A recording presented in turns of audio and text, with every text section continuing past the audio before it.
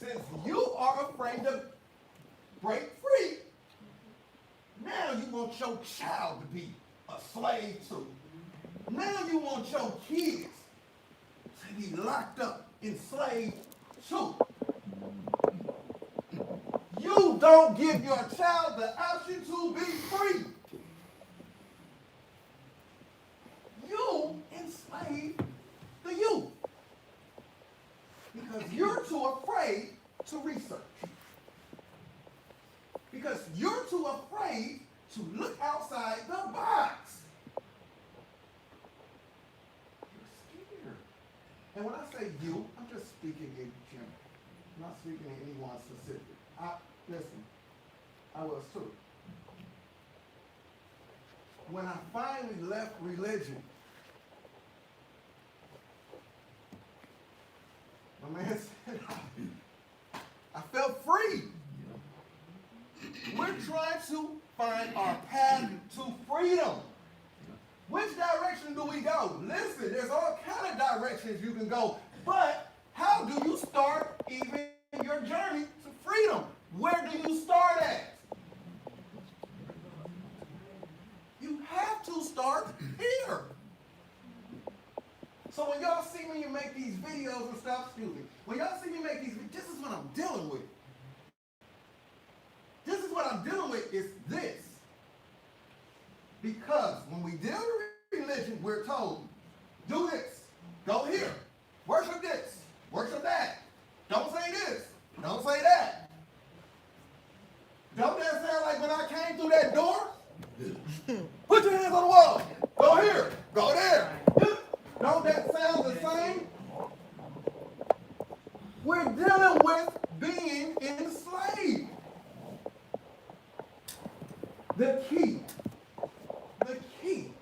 is right in our reach to unlock the chain. The door is right there. We could walk out of it. It starts here. That thought is just like you grabbing that key. So what we have to understand is this. Sometimes we don't figure out how to unlock that lock that quick. It doesn't happen overnight for a lot of us. We have to understand that. It won't happen overnight, especially if we've been raised in this all our lives. Right. So, every thought you have is just like you wiggling that key. Okay, I got the right key. All right. Let's try this next one. Have another thought. Freedom. Research. Research this tool. You still wiggling that key. Eventually, you go, whoa! You're going to unlock that chain. A lot of us that left religion unlocked that chain. We unlocked that chain.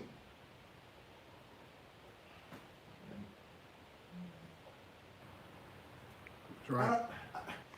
I hope you guys really get what I'm saying. We enslave ourselves.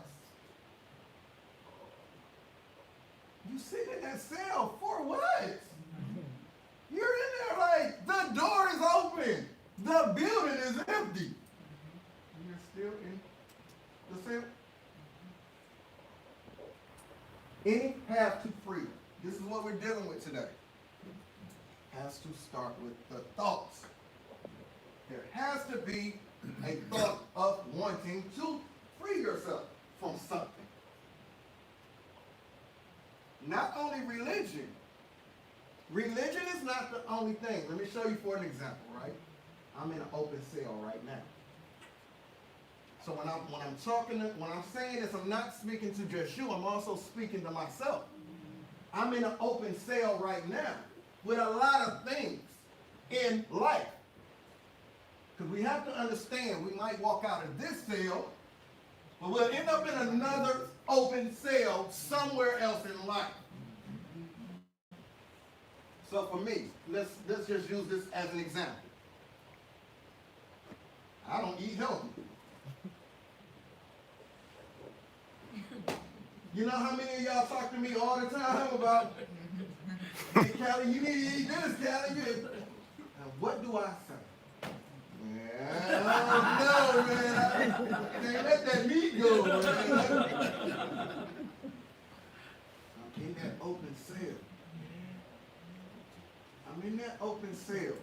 Because why would I keep eating unhealthy when I know it's not good for me? But I keep doing it. I am enslaving myself. What am I doing? I'm passing that down to my children. Because I choose not to free myself, and I want to keep the chains on myself for some meat. You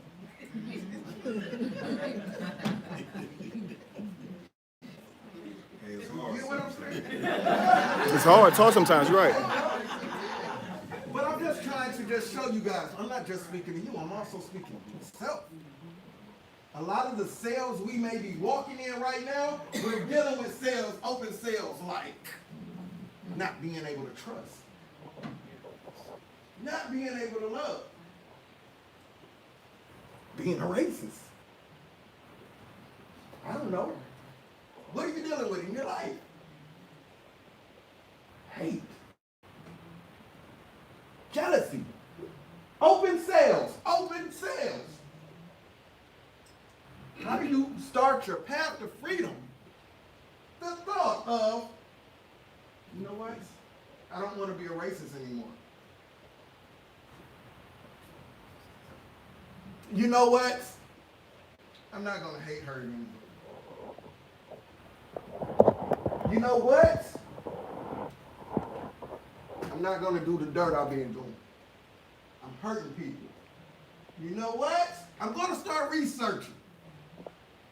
You know what? I'm not going to be afraid to dig deeper than the surface.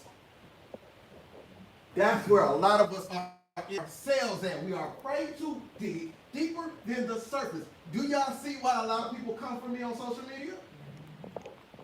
Because I'm not afraid to go outside of the box. I say a lot of stuff you're not ready to hear. I can remember when I came with the religious thing. People wasn't ready to hear that.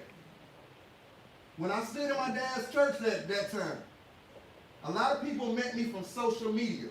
They knew I was going to be at my dad's church. They knew my dad had invited me there to talk about this with his congregation. So a lot of them met me in his church from social media. By the time we finished, that church was gone. The side with my dad, his people were gone. It was nothing but the people who had woken up from religion, who understood where I was at, who was sitting on that side of the church. They had started their path to freedom. I had just started my path to freedom. This walk is not going to be easy at all. You will lose people on this path to freedom. Why? Because you're searching for truth. You're not just believing. A lot of you already know because y'all already follow me. We already have these conversations. I definitely thank the couples who are here. I definitely thank you guys. My sister hit me up and said, man, listen, can I bring my husband? Man, let's do it. My sister hit me like, yes, I want to come. I said, man, let me see what I can work out. Like, yeah. Because we're dealing with families who are torn.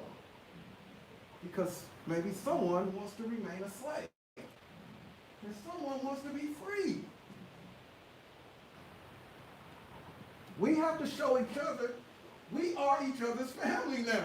Because a lot of us already know we lose people along the way. Remember, guys, I'm about to get out of here. But remember this, I tell you guys, that elevator we deal with in life, don't be afraid to get on your elevator and move up to your next floor. If they move with you, they were meant to go. But sometimes it's time for people to get off your elevator to make room for the new people coming onto your elevator, because you have to move up to the next floor. Don't be afraid to grow past people. It's going to happen. I promise you.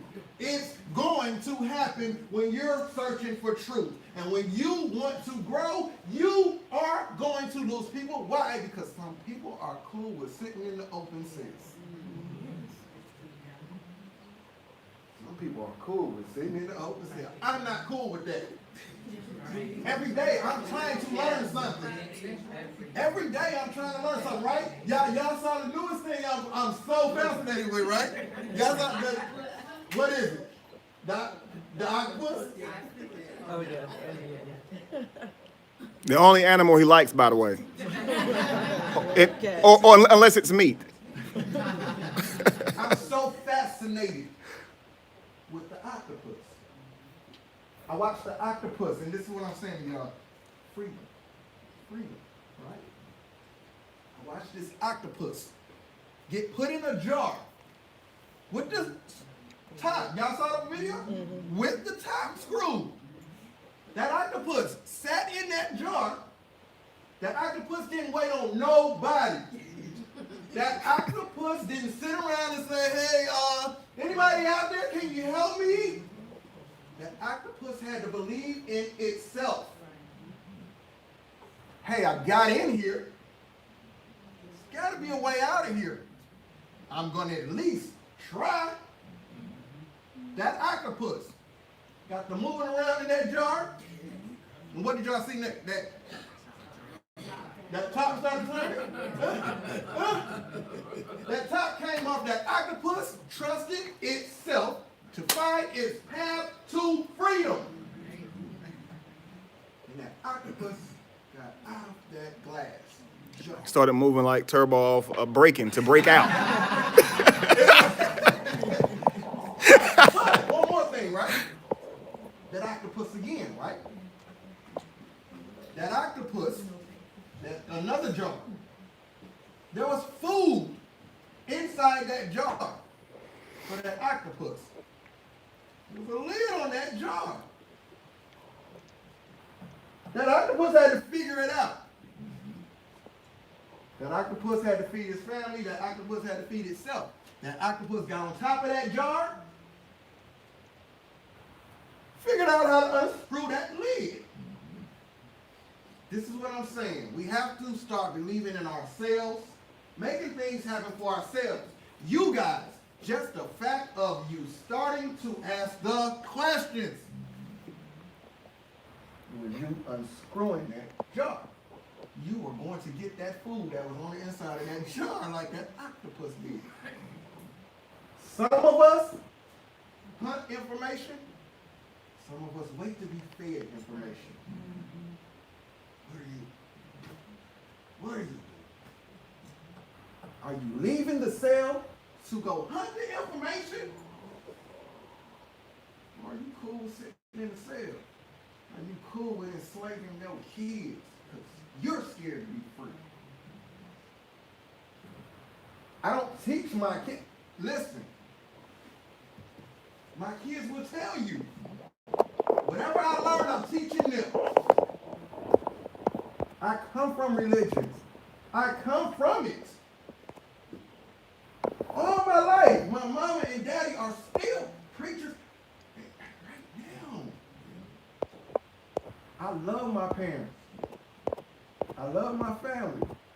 But guess who's talked about in the family? Guess who's called all kind of funny names in the family?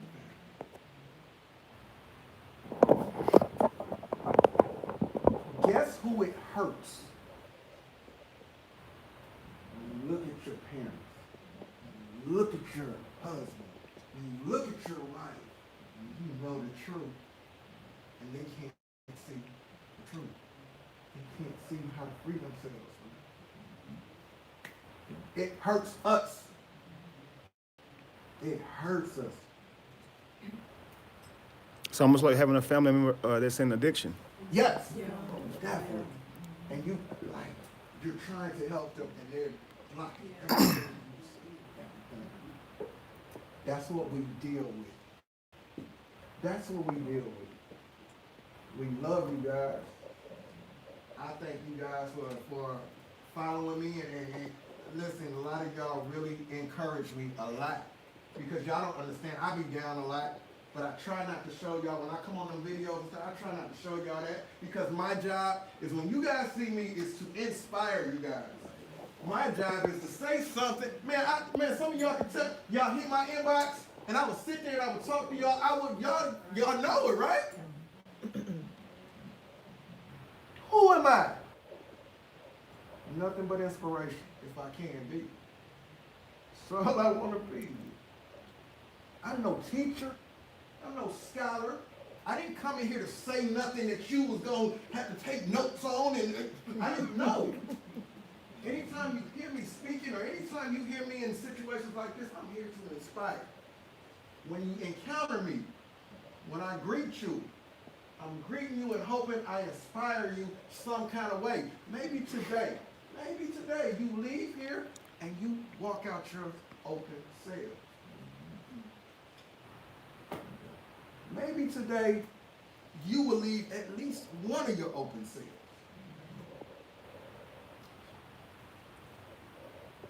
I love you guys, man. I love you guys.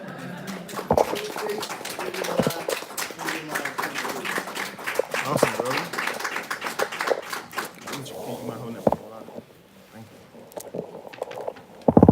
That was awesome, wasn't it, y'all? I don't know if you guys watch a lot of movies. I watch movies every now and then, but when I do, I don't just watch them. Hang on. I don't just watch movies. I always like to see what the director was thinking and stuff. I'm looking at the photo they went in, right? I'm looking at the background. I like to totally pick stuff apart, and mainly just find out what I think the purpose of the whole entire narrative was, right? Did you guys see the latest Spider-Man? Mm-hmm. Yeah. You saw it? Yeah. Cool. Okay, cool. All right, so he's going against his arch villain on there is what? What's his name? Mysterio, right? Right. And that's what he does. He creates illusions, right? And the illusions that he's creating are making people believe that the world is in chaos. Literally nothing's happening. Well, he's destroying the buildings and stuff, right? But it's looking like another being is doing this, right? So he comes out, he pretends to fight this being, and he destroys it, so to speak. They like him so much, they just keep promoting him to the point where now he's the new hero, right? But he's clearly a villain. He tricks Spider-Man, right, into giving him this information or equipment that Iron Man left for him, right? Obviously the villain is you, right? And there's a problem now. Everybody believes what they see, right? The fake stuff that they're seeing, right? And this is how he became like the man, you know? At the end of the movie, he's talking and he's like, people will accept anything. All you gotta do is just tell it to them, make it sound good.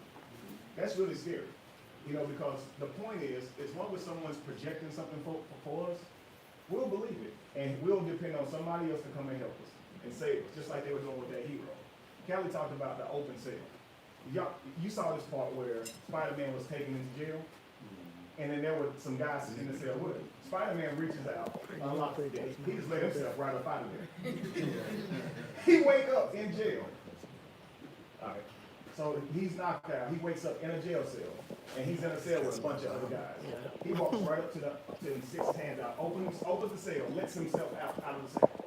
The group of guys that's in the cell, very nice guys though. Very, very nice guys. Oh man, you've been out for a while. He wakes up in other people's clothes. Like it's cold in there. It seemed like each one of them gave them an article of their clothing, right? So Spider-Man could be warm while he was in jail. But when he wakes up, he leaves the cell. The other guys close the cell right back and sit right back in that cell. The cell door was open. They looked out, saw the guard sitting there with a newspaper or something like that, not even paying attention. And they locked themselves right back up in there. I said, wow. That's what I thought of whenever you were talking about that open cell. You can totally set them free. Give them all the information that it would take to set them free. and then close that cell right back, right back, man. And it is devastating. It's devastating because, you know, that's another day you're not going to be able to get through to them. And worst of all, it's another day that they're going to project their beliefs onto you. It's not that you came to where you are now as a conclusion of research. You came to it because you realized that you didn't have enough information to believe in this. This is what you're saying. I'm not convinced of it. Hey, early in life, I was given this narrative. I was taught it, I did believe it, but I also believe that Santa Claus delivered presents to children. And I believe that there was a reindeer at the front of it named Rudolph, and behind him was 11 others. Couldn't never get the name right. When I was a child, I wanted to remember. I know it was Donald and Blitz, and I couldn't remember what it was. Okay? But I know the most mightiest one of all was Rudolph, you know what I mean? I knew this, you know, the same thing with the Tooth Fairy. I subscribed to that once, you know, and I did it all without proof. You know what I mean? I did it all without proof. Imagine going to your family members and you say, you know how when your teeth fell out, how you never actually saw the Tooth Fairy? Yeah, I remember that, yeah. Right. What if I were to tell you that there's no Tooth Fairy? Man, you know how good a Tooth Fairy been to you? How dare you question the Tooth Fairy?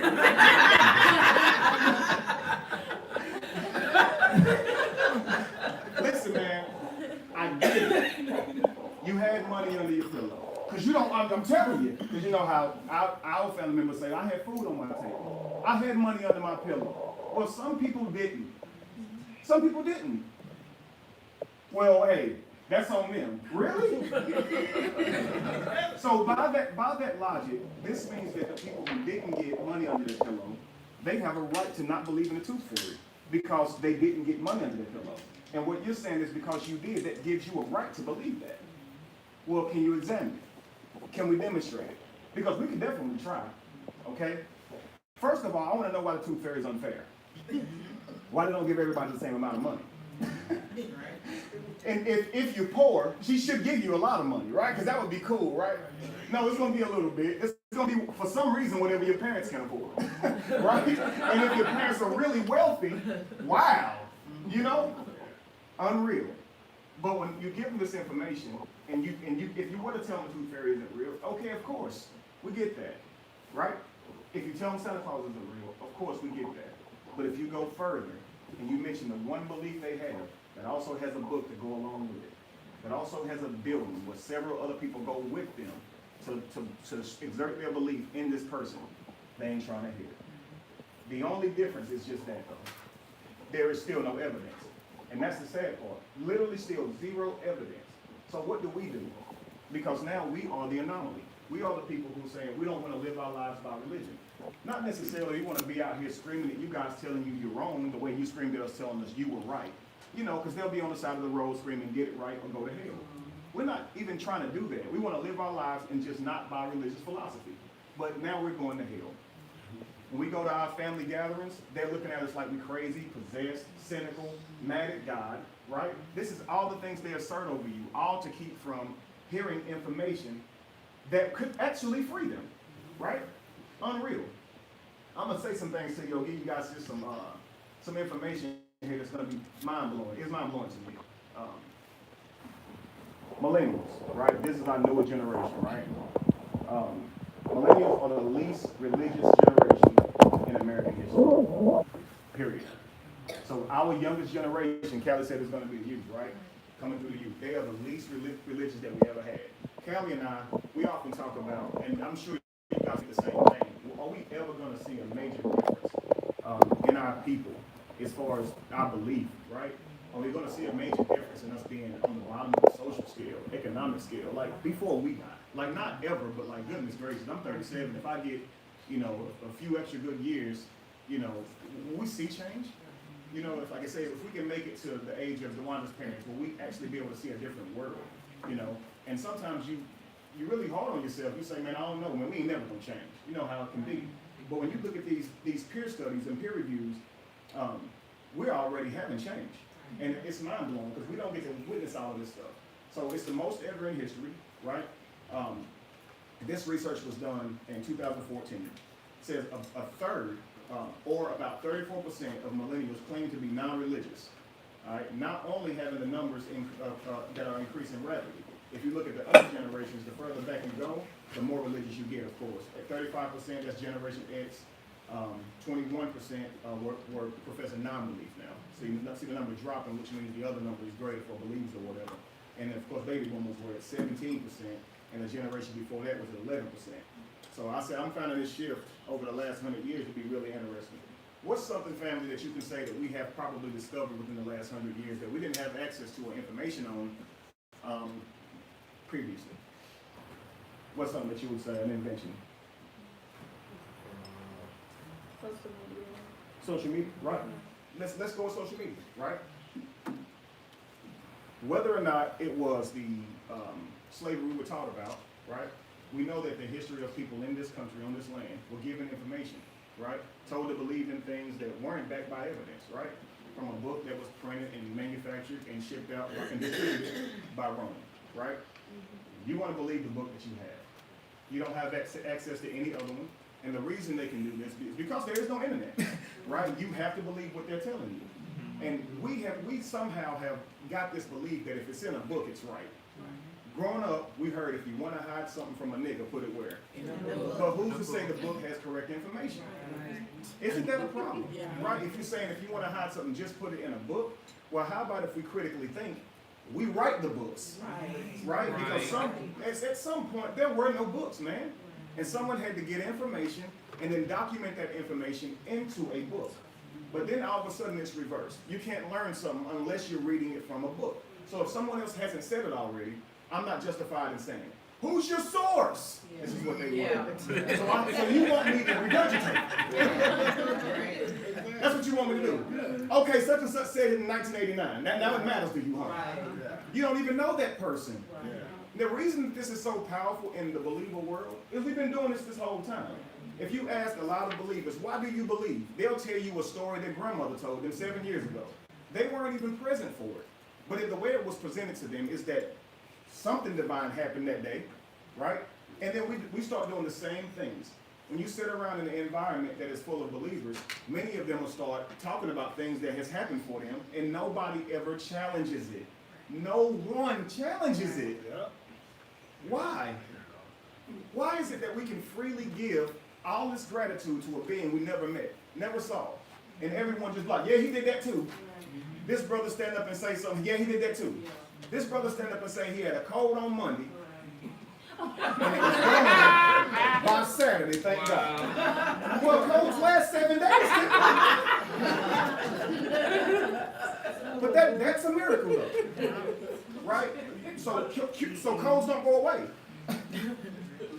This has to stop, right? And what it does is it makes your brain mentally handicapped. You've never been challenged. And so now when someone challenges you, you're mad. Oh, you mad. Oh, they're going straight to hell. Do not pass go. Do not collect $200. And you're not getting your time.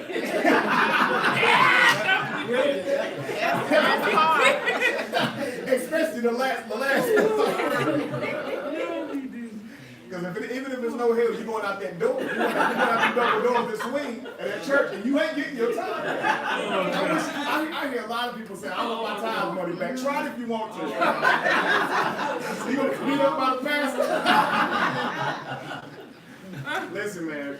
So DeWanda was speaking earlier, and she was talking about, her parents and the things that she taught that they were teaching. And I wanted to clarify something, because I was a minister as well. And I always get accused of lying. Once being a liar, right? Because I taught something that I once believed in. Lying is saying something with the intent to deceive. With the intent to deceive, okay?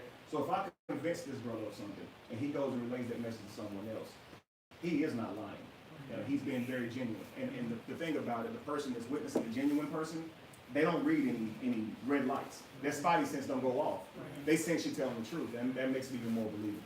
This is why we always talk about when someone comes to you with information that you have no proof of, ask them, who told you that? I don't want to say. They told me not to say anything. No, that's not how it works. Because I'm definitely going to tell that you told me, so you better go ahead and just give it up. Right? Because what happens is when you go to this person, the same way we accept the religion, we accept the rumor, and then we go give that rumor to someone else, and before you know it, it spreads around. Just like our religion. And then it's hard to convince people otherwise, even though they had no proof of the actual original assertion, right? We got to grow out of that. Why do we fall into religion? It's because of our brains. Callie said that you free yourself from religion, and it starts in your mind, right? With a thought. Well, it also starts in your mind when you fall into religion. Belief. It starts right here. Manipulation. It is rerouting your brain. They take away your critical thinking faculty, and they force you to skip steps in your thinking. So you can come to a conclusion here, right? They force you to look at something that you don't have an answer to, and they know that because of our human nature, this bothers us. We don't like not having answers. We don't like being lost. If you're driving right now in your navigation, right, you feel comfortable. Let that navigation turn off. Your phone died.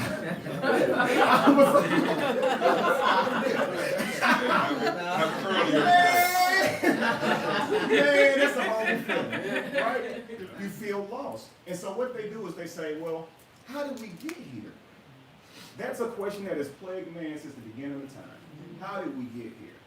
And this question alone causes many people to accept the belief in a character that put them here because it answers the question. Isn't that crazy? As long as I have an answer to your question, you will believe me. Where are we from? Where is this planet right now? Well, it's on a giant turtle's back. Once believable. Once believed, actually. And we can see this depicted throughout many cultures in the world, them thinking that we were on the back of a larger animal. This was a real belief. And so when you're trying to convince somebody otherwise, we're not on the back of a giant turtle. Prove it. I mean, what? Now, and here's the thing. They're asking you this because they have been taught their whole lives to reroute their thinking, to skip steps. This is when you have to bring your loved ones back and show them the step that they're skipping, okay?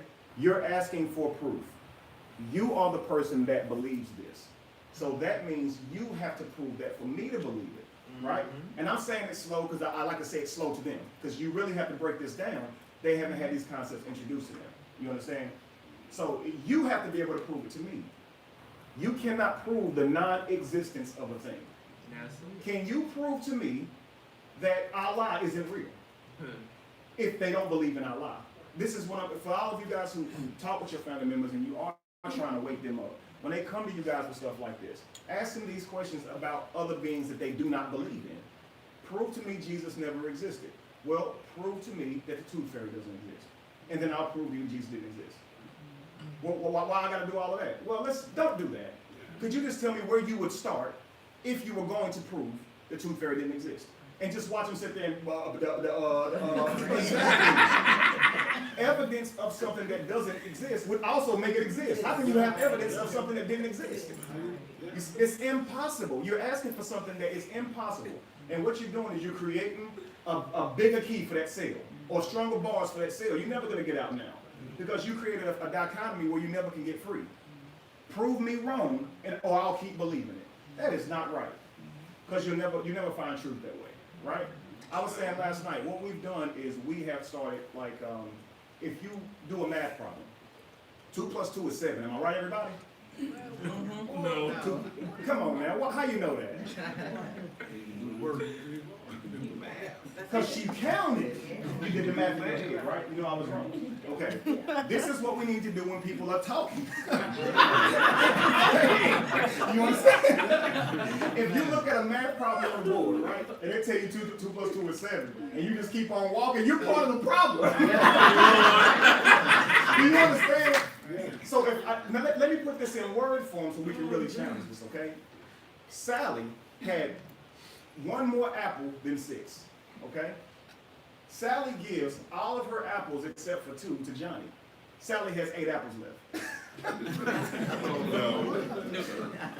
Oh, y'all just gonna accept that? No. Well, why did we accept 2 of each kind and got on a boat? Right. Isn't that hard to believe? Right. Because we didn't think about it. You see what I'm saying? If someone asks you a question when you've already been taught the system, right, you're going to be able to answer that. They gave you religion before you could even think, before you even knew how to rationalize something. This is the only reason you believe in it. If somebody came to you right now with a book, okay, I have a book. This book now is inspired by the God I believe in. okay? It came to me 2 weeks ago. I've been behind closed doors for the last 2 weeks, jotting this information down. It's important that you adhere to this information, because unfortunately, if you don't, you're burned for hell in eternity. I messed that up. You burn for hell in an eternity. That sounds horrible. I don't know what that is. You gonna believe it? Nah, well, man, I got the truest book in the world.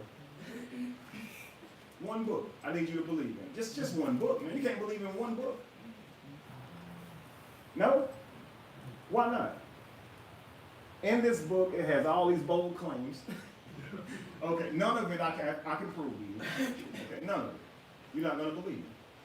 But a child, though, if you raise them up with this mindset, they will. And once they accept it, it's hard. Almost harder than it was teaching it to them. It is harder than it was teaching it to them to take it from them. And the reason is because they place all their hopes on it. When you give somebody a false belief, you can't just give them a false belief. There has to be some type of benefit to it, right? If you're not naughty, you're nice, right? And if you're nice, Santa Claus will bring you gifts. So you tell your children something, and you give them this story along with it, right? The same thing with the tooth fairy. It's a reward. Your parents tie your tooth to that piece of string and put it in the door, and they really want to yank your whole head off. You're gonna have a quarter under your pillow the next day. You wake up like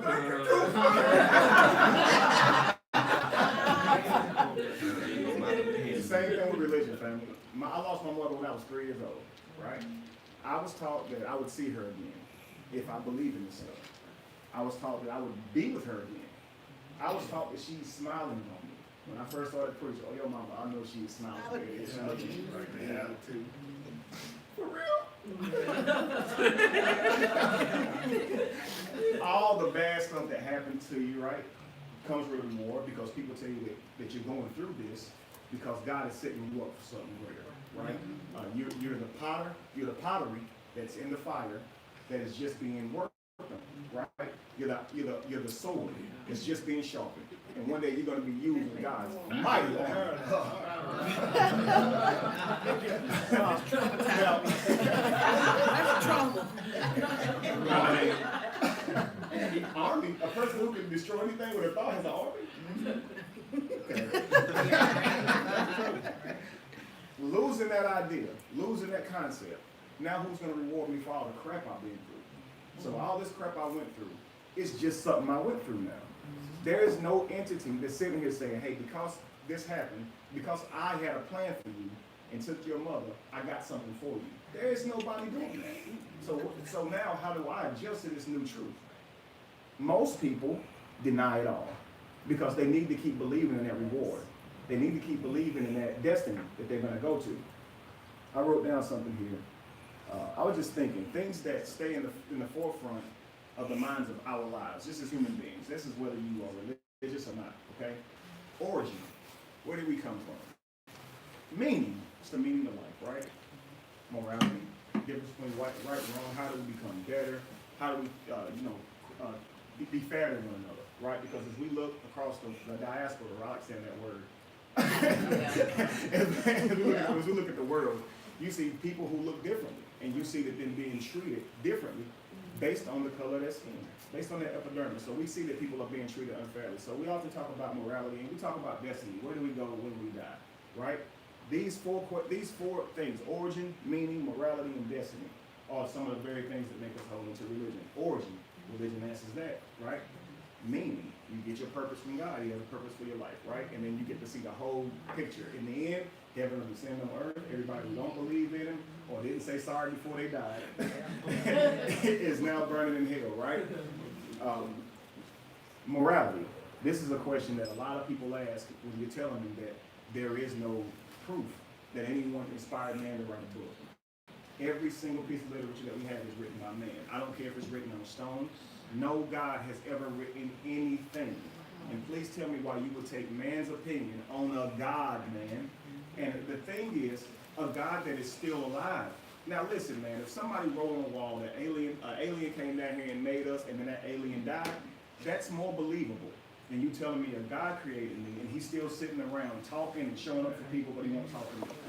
That I can't demonstrate that, man. I can't rationalize that. and it plagued my mind as a believer. Now, the brother here, he said that it was freeing for him to leave religion, although he was the one that was setting up all the rules, right? It was freeing for me, not so much of the rules, but the stuff I couldn't get to make sense. Me, what frustrates me is when your story don't line up. If you want to make me mad, tell me a story and your story don't line up. I'm not going to like that crap at all, because I feel like you're lying, right? I need stuff to make sense. And if it don't, my mind will start to make it up, right? Just imagine your loved one. They come home late, right? I was with Keisha. I talked to Keisha. Keisha ain't saw you. She don't correct it. I don't care what you say, I was with Keisha. Man, I can't do this. I need more, yo. I can't get closure. I can't get closure because I need you to make this make sense for me. You can't tell me you was with Keisha, and Keisha told me you wasn't with Keisha. Now, somebody lying now. Now, I'm on the phone with Keisha. We both was on the phone for an hour calling your phone. You wouldn't answer the phone. So you was with Keisha when she was doing that? Look, I told you I was with Keisha. Okay, we got to break up. I can't even deal with you no more. That's just my mind. I need stuff to make sense. If you can't tell me the truth and rationalize things with me, then I don't even want to talk to you no more. That's just me. Like, you know, and that's what it was like for religion. When I would go to people and I would ask them for information to make stuff make sense for me. People who you feel like know more. Because you know when you're in church, Callie said, I'm not a scholar, right? Who is in these churches? Let's be real. Most of us went to churches where there were no scholars. The people who you went to for information were people that was just saved longer than you. That's it. That's and they finally read the Bible. That's it. Go ask the deacon. Deacon? He really ain't even saved. No. He's gonna make him come just like him. You know, his wife make him come just like him. Deacon in church sleep. How many times was Deacon in church sleep at our church? Every Sunday, Elma over there. Elma can't answer no questions. Elma sleep. You ask them, say you missed church that day. What they talk about today? Oh, no, was church good? Oh, woo, pastor, preach. Oh, what are you talking about? Where you come from? I don't know. It was good though.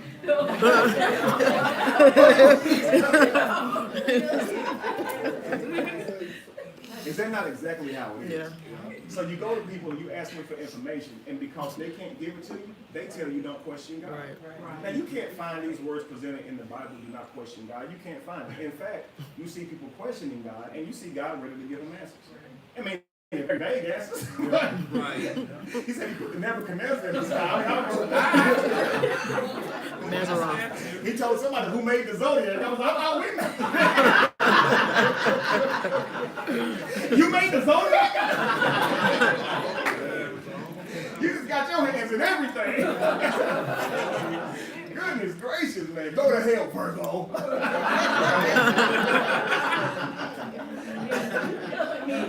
Unreal, man. So when you can't get the answers that you need, right? You start telling them, hey, we don't have proof of this stuff. And then so they say, well, then what about morality? You ever hear this question asked?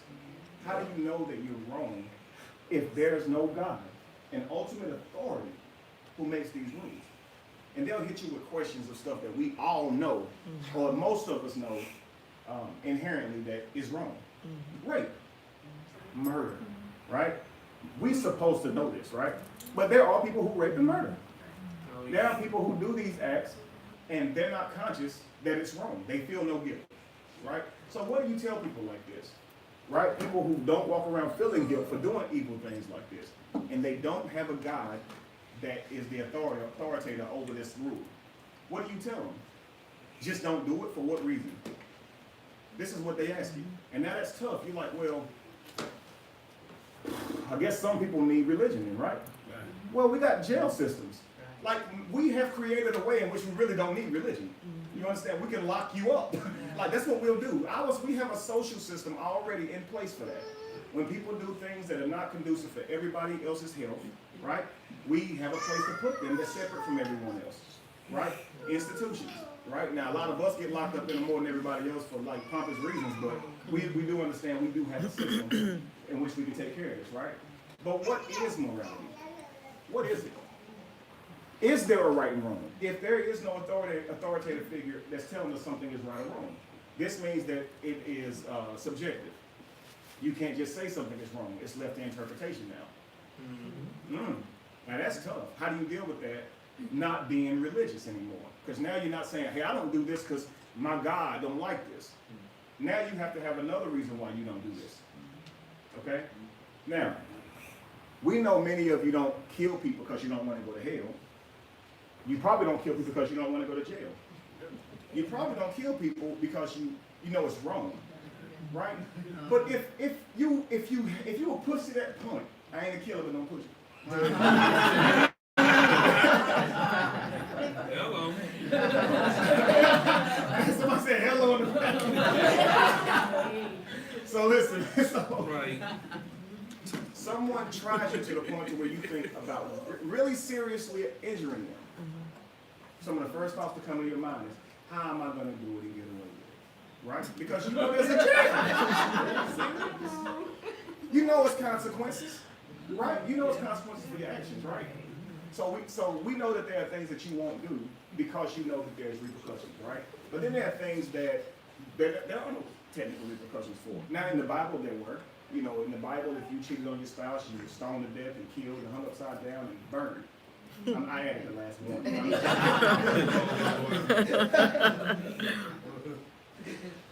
A lot of bad stuff would happen to you, right? If you had sex before marriage, you were stoned to death, right? If you stole something, they chopped your hand off, right? If you looked at something, they plucked your eye. I'm just joking. I'm not gonna go too far. But they tell you to pluck your own eye out. If, you know, these things continuously happen. But we have a law system now where our law system covers some of the Ten Commandments, or not none of the Ten Commandments, really, except for murder. But they cover some of the things that the Bible is against, right? Like don't steal, you can go to jail for that, right? Don't murder, you can go to jail for that. But you're not going to go to jail for having sex before you're married, right? You're not going to go to jail by two-timing a woman or two-timing some guy. So how do we find morale, right? Really, what is it, right? Moral is a social contract that we have with each other because we have to deal with each other. It doesn't have to come from some higher authority. And that's what a lot of believers just don't understand. We don't need some major, powerful person in the sky to tell us what's right and wrong. It's really simple, and it doesn't necessarily come from biblical literature either, because it's a book that is called the Bhagavad Gita, okay? It's 3,000 years older than Christianity, than the whole religion of Christianity. Not the Bible, the whole religion of Christianity. And in this book, it says, treat others as you like to be treated. Well, if you translate that and put it in a different book, it's doing to others as you like them to do to you. It's the same exact thing. This is where our morals come from. It's a social agreement that we have with each other. I won't kill you, please don't kill me. Right now, we don't have these contracts with other animals. That's why we go hunting and crap and wear their skin, right? But if you saw a human on the side of the road already passed, would you wear his skin? It's a social contract. It wouldn't be any morally. Would it be wrong? He's just looking at me. No, he's just like, well, if I say no, they're gonna think I'm crazy. The earth is already gonna use the biological vessel anyway, right? He or she will just dissolve into the earth anyway. So if you decide to make a human coat, I mean, who could blame? I don't think so. We wouldn't do this because we have a social contract, and that social contract is that we bury our dead. Even in war, they send your soldiers back to you so you can bury, right? They don't say, he was over here, so he's gonna die here. No, they actually say you'll give your soldiers back most of the time if they can.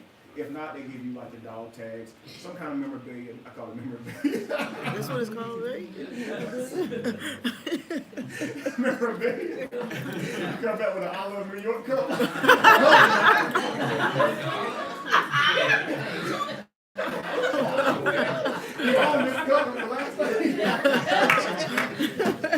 Listen, man, when I say crazy stuff, my mind just gets the best of me. Because when other people say crazy stuff, this is what I would have done to them. So, the last one, family, is destiny. As far as where are we going? People ask this question often, man. Where are we going as far as in your personal life? Where are you going when you die? When you're in a church environment, right? You may feel lost. You may be trying to do something. You may be thinking about starting a business one day, right? Okay, the person that is up there with that microphone, they're going to encourage you to do those things. And they're going to say that the Lord just spoke to me, and there's somebody in here with an idea, and you want to be an entrepreneur. The Lord just spoke within my spirit that you need to go ahead and step out on faith. Nice. And here you are. He's talking to me. Yeah, that person said the same thing. But what does it do? If you truly believe that, it's what we call cognitive reality. Then it's true for you. If you truly believe that you're drinking some kind of powerful juice, it might actually make you stronger. The brain is really powerful like that. You guys saw Space Jam, right? When all of them was tired. Oh yeah. And he comes out and he gives them this fake juice. Yeah, oh yeah, that was dunking and everything, right? It's called a placebo effect. This happens now, man. We've seen it even in church. You could be in church if you've been there. Who was the type to be to really contribute in church via energy? Thank you.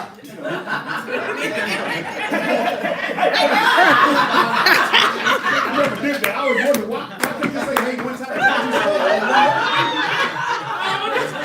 I was on one word. Hey, you already got the word.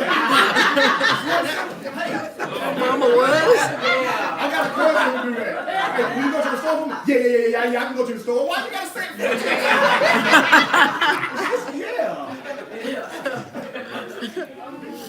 Running around the church, shouting, right? Contribute to this stuff.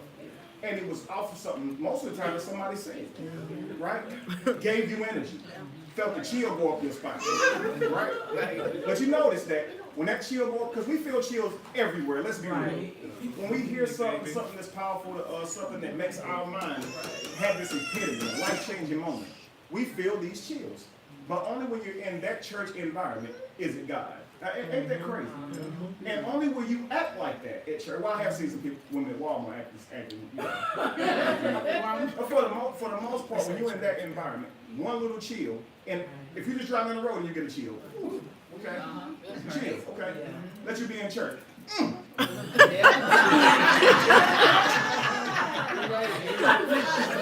Make the ugly face. Now, here's what's happening. Somebody else a couple seats down from you, they see you do this, right? That does something in them. This is how this happens, y'all. The preacher is constantly encouraging you guys to get up and take that step.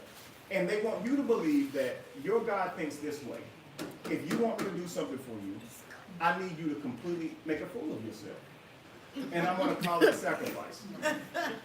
Yeah, run around the church.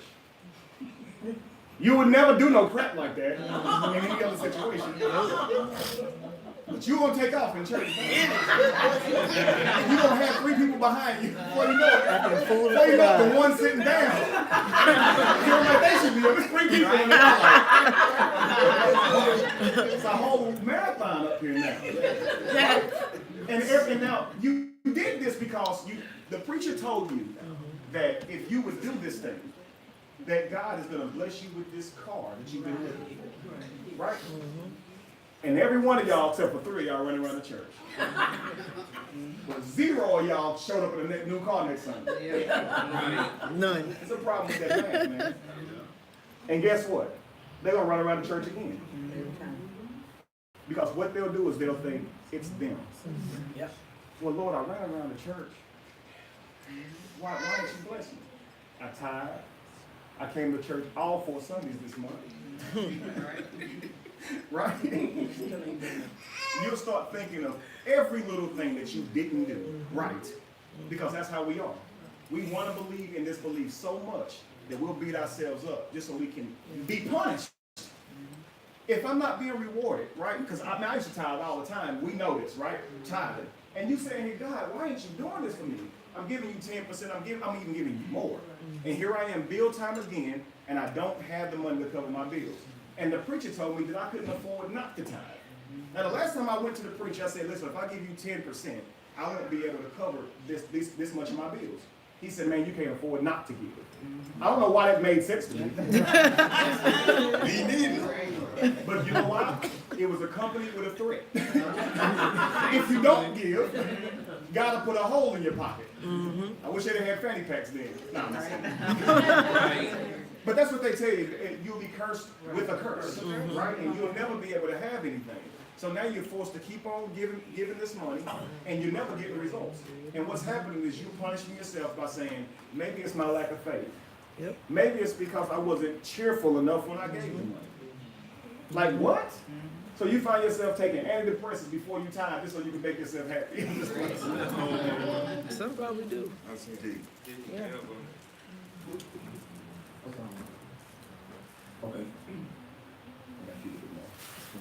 right, so I'm gonna go through a couple of things here. Now, I talked about how millennials are less religious than ever, right? Now, they don't have the belief in religion, meaning like literature, but they do believe still in the afterlife. This hasn't decreased, okay? They still do believe in a creator, right? And they are just as likely to believe in a heaven or a hell, miracles or magic tricks, right? And the reason I wanted to put that in that part in the magic tricks, because I did the research before I even said it, right? Is because I want you to understand it's not just about miracles. It's anything that they can't quite figure out at the time. We saw this all the time now. I saw videos and I see white people, right? When they get shown tricks, they just be like, oh, that was really great. Cool trick, right? Black people. When we see a trick, we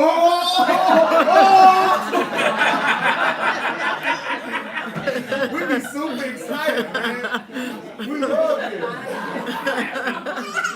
I don't know if we just are more innately passionate, but we love to see some magic tricks, man. But at the end of the day, because you don't know how the guy does it, does that really make him magic? No. But what you see, that go to watch any crowd. When the magician is giving them trick after trick that's working, they start looking at the magician like, this dude might be really, bro, trust me, if he could do all that, he would not be standing right here. Right. Fully tricking you. Okay? He's a magician. He walked up to you on the street. You probably shouldn't believe anything he says. I mean, come on, let's be real. All right. The most important part about religion is not the most internal beliefs and practices. It's the function in society religion has on society as a whole. The two here, your parents. Mm-hmm. You were talking about how inside the home where things would be unfair, right? Because the Bible is unfair. And you can be a husband upholding the standard of the Bible and be unfair and not even know it.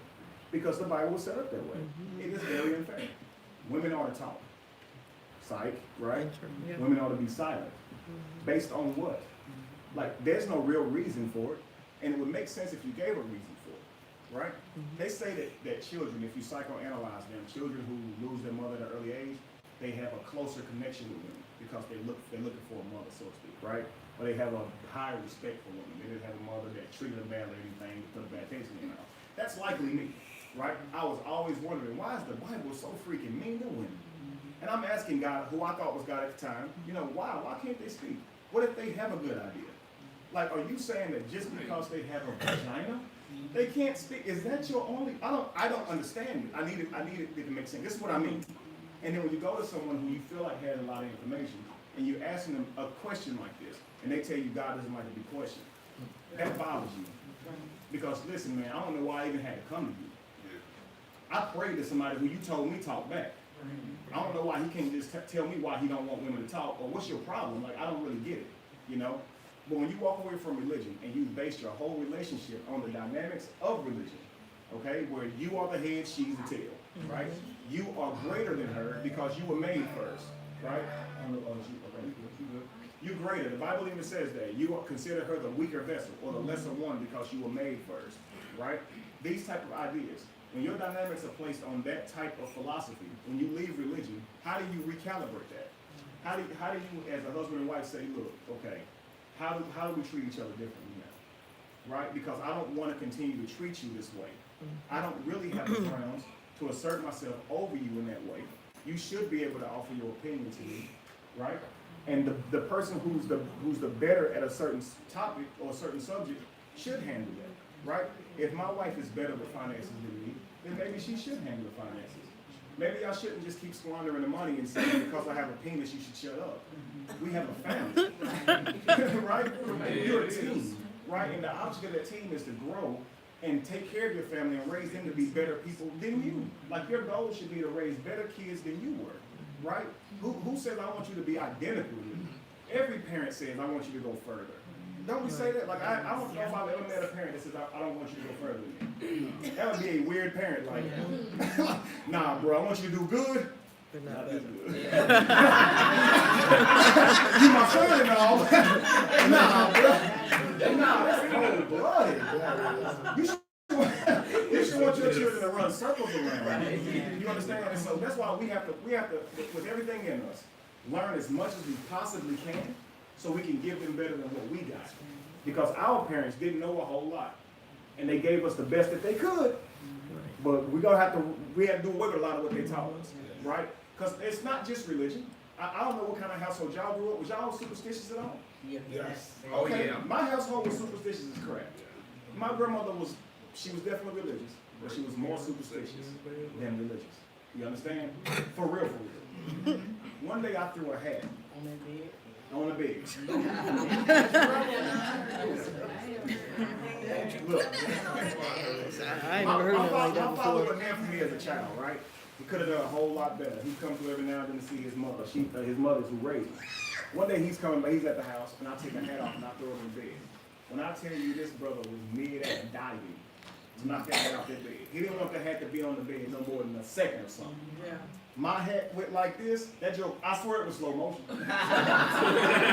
It was like, no! Tell him what was going last night.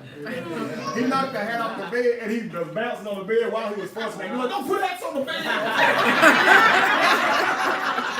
I was like, why? Because it's bad luck.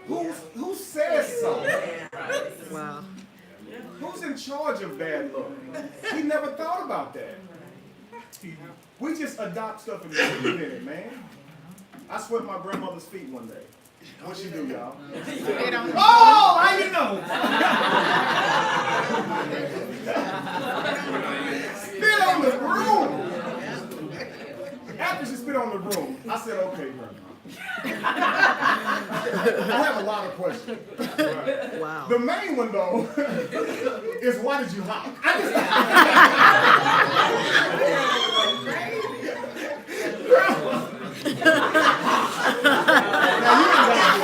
Oh my goodness.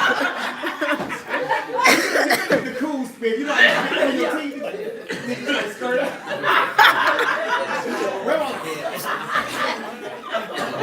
Spit a loogie on the room. Nice marks on the floor, got slobber marks. My sister walked by and fell in. Dang, man. Very superstitious. To a fault. Wow. She won't sit on a porch for hours in the cold after getting dialysis. She sit on the porch for hours in the cold because she was told the day after some holiday, I think it's Memorial Day, something like that, you can't be the first person to unlock your door. Someone else has to unlock. If it's locked, if it's unlocked, you can go on in. And I think she had told one of us to leave the door unlocked. We off at school though, like we can't leave the door unlocked. Maybe we forgot or something because she gave us whooping when we got home for not locking the door. Wow. I don't remember her telling us, but she whooped all three of us, even though she told one of us, but that's just how she was. Wow. Who ate this food? Not me. Well, everybody get it. To them, that's fair. You know what I mean? So she sat on the porch for hours, y'all. Got pneumonia. Over bad luck. Oh, wow. That ain't even in the Bible now. And look at how much it took hold of her. So you can imagine most of the people that we love, they believe in the same literature in the Bible, and they don't even read it. Yet they're just as bound by it as a person who reads it every single day. So what that says is that we just been indoctrinated. And when a person has been indoctrinated and they put all their beliefs on something, it's very hard to take it from them. They don't know a different way of life. So what I suggest is this. One of the things that the church does offer is fellowship, right? Isn't this fun, family? Getting together with other people who think like you, building with them, right? Imagine if you had something like this every week.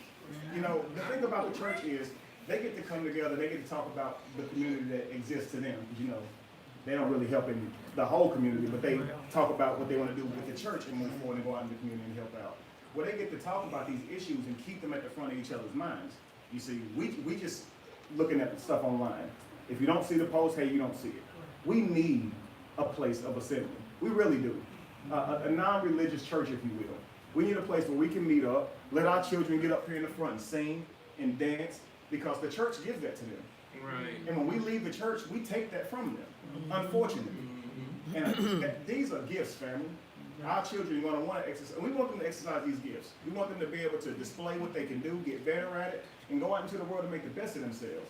Church does give them that. Whether or not they're teaching information that is not truth, okay, they do give them a place to exercise, right? Exercise their gifts.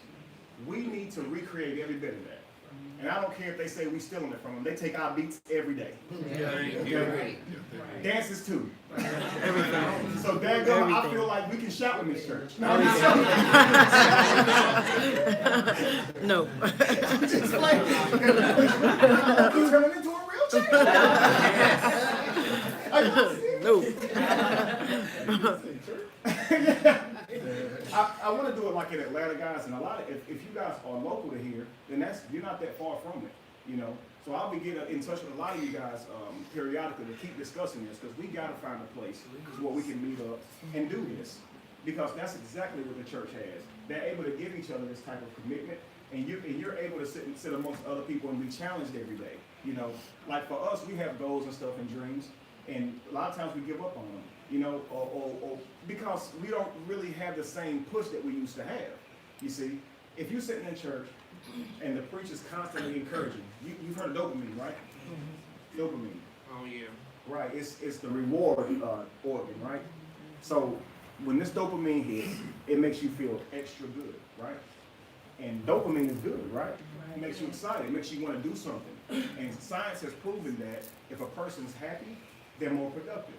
Science has also proven if a person's depressed, they're less productive. So if you're happy, you'll do more. Well, when you go to church, the whole service is built around increasing dopamine. You know what I mean? They'll say something cool, and then say, y'all don't hear me. And then run it back to you again. Make sure. Dion Cole, I don't know if you heard of him. He got a comment where he's talking about that's why church lasts so long. Because he said everything to us. Yeah. If you do good, then good will come to you. Y'all don't hear me. I said if you do good. Is that not it, right? Yeah. Turn to your neighbor and say this, right? This whole time, dopamine, that's all it's doing. Threaten you with hell, right? Which is the lack of dopamine, because nobody want to go to this place. And then tell you if you just give your life, right? If you just accept a belief, then you'll be forgiven, and you won't go to hell. What feeling do you expect to feel when somebody now tells you you're no longer going to hell? A good feeling. That's a heck yeah.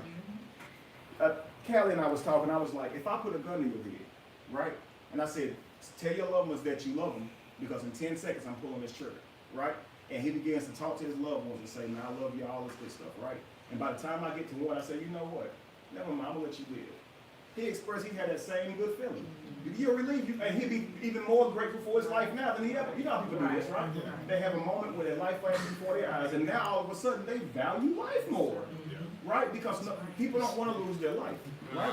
So when you're told that you're going to go somewhere and burn for an eternity, if you don't say these words, and now after you say them, you truly believe it, of course you're going to feel better. You're relieved that you're no longer going to hell.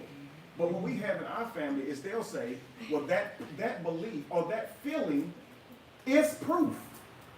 That's a problem. Yeah. Right? Because I was happy when I saw the money under the pillow from the tooth fairy. Is that proof that she exists?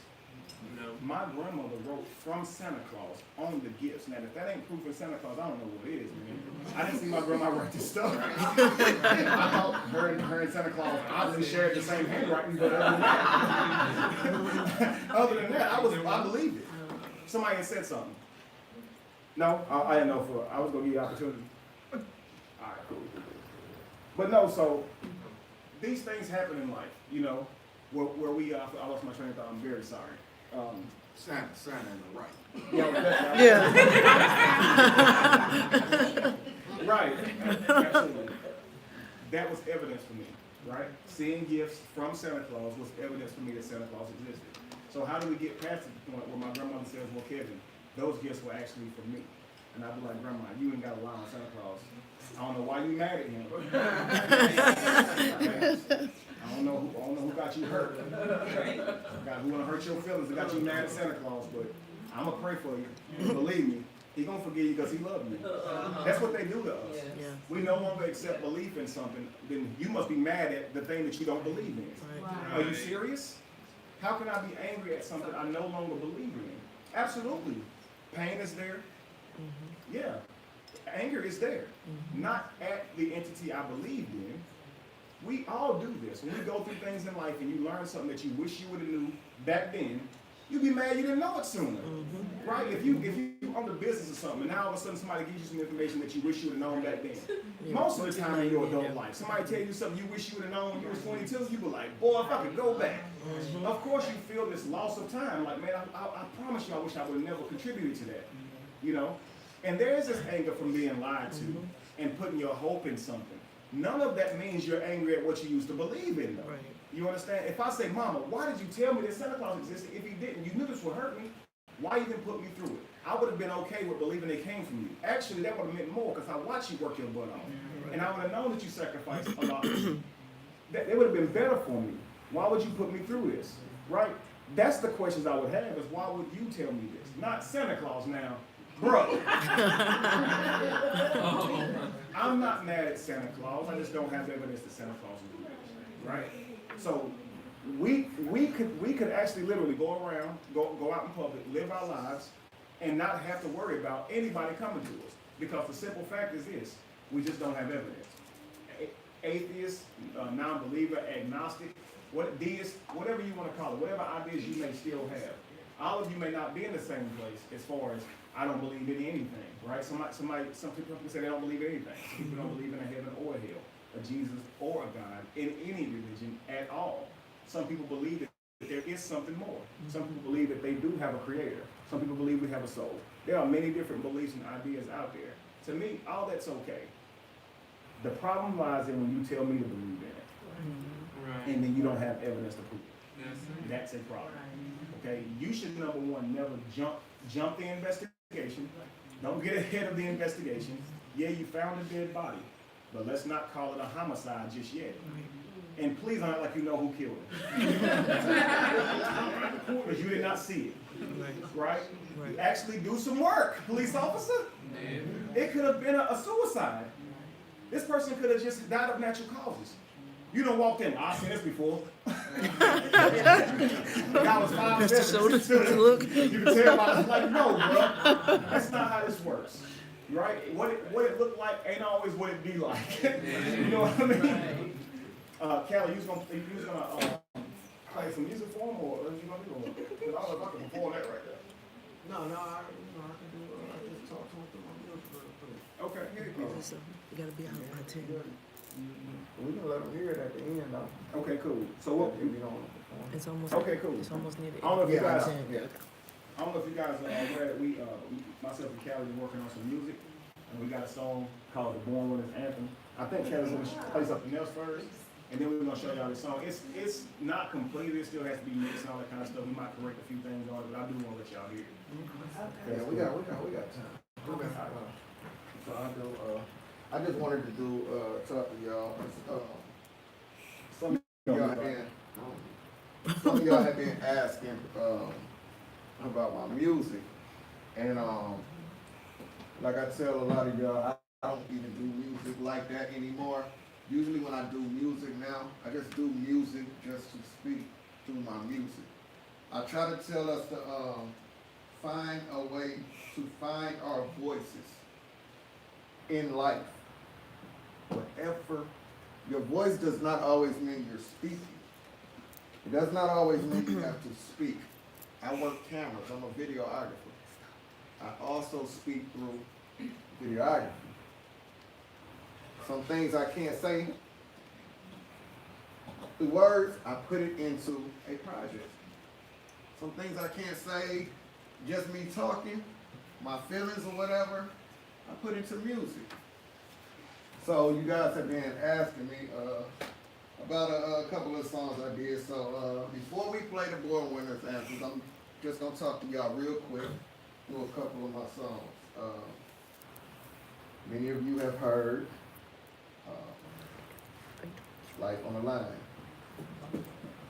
So basically in Life on the Line, what I'm just talking about is us. Any of us who are out here speaking our truth, let me find it real quick. And I'm not trying to perform it, I just want to speak to you through music. You feel what I'm saying? So just so you guys can see where I be at in my mind, and just listen to where I be at when I'm speaking, and just trying to make a change in the world. And that's all I try to do, man. I try to make a change in the world. So I'm gonna play Life on the Line. Just listen to what I'm saying in the song, because it might, it might resonate with you.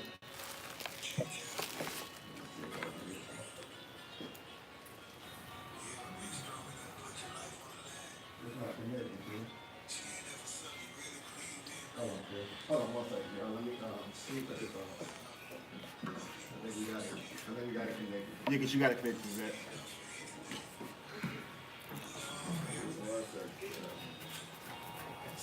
And then we're gonna play the Born Winners album after that.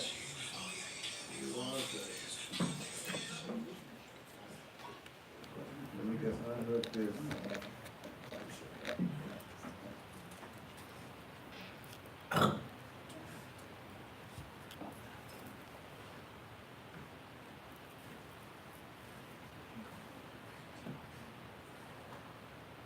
It's almost time for us to get out of here, but we just wanted to, do this real quick. Just trying to take this out.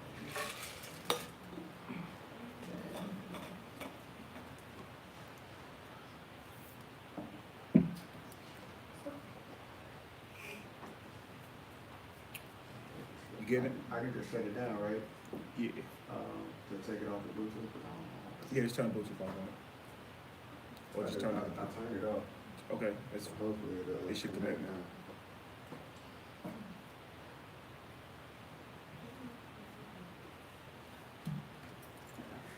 Let's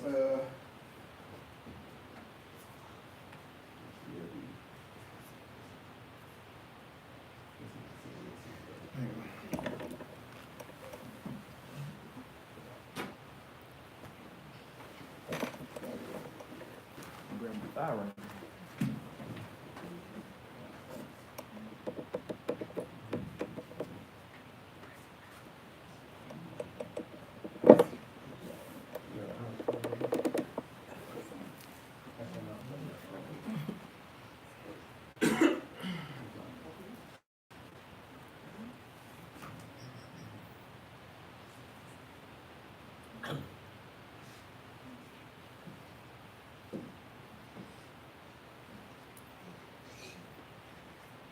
Voice on.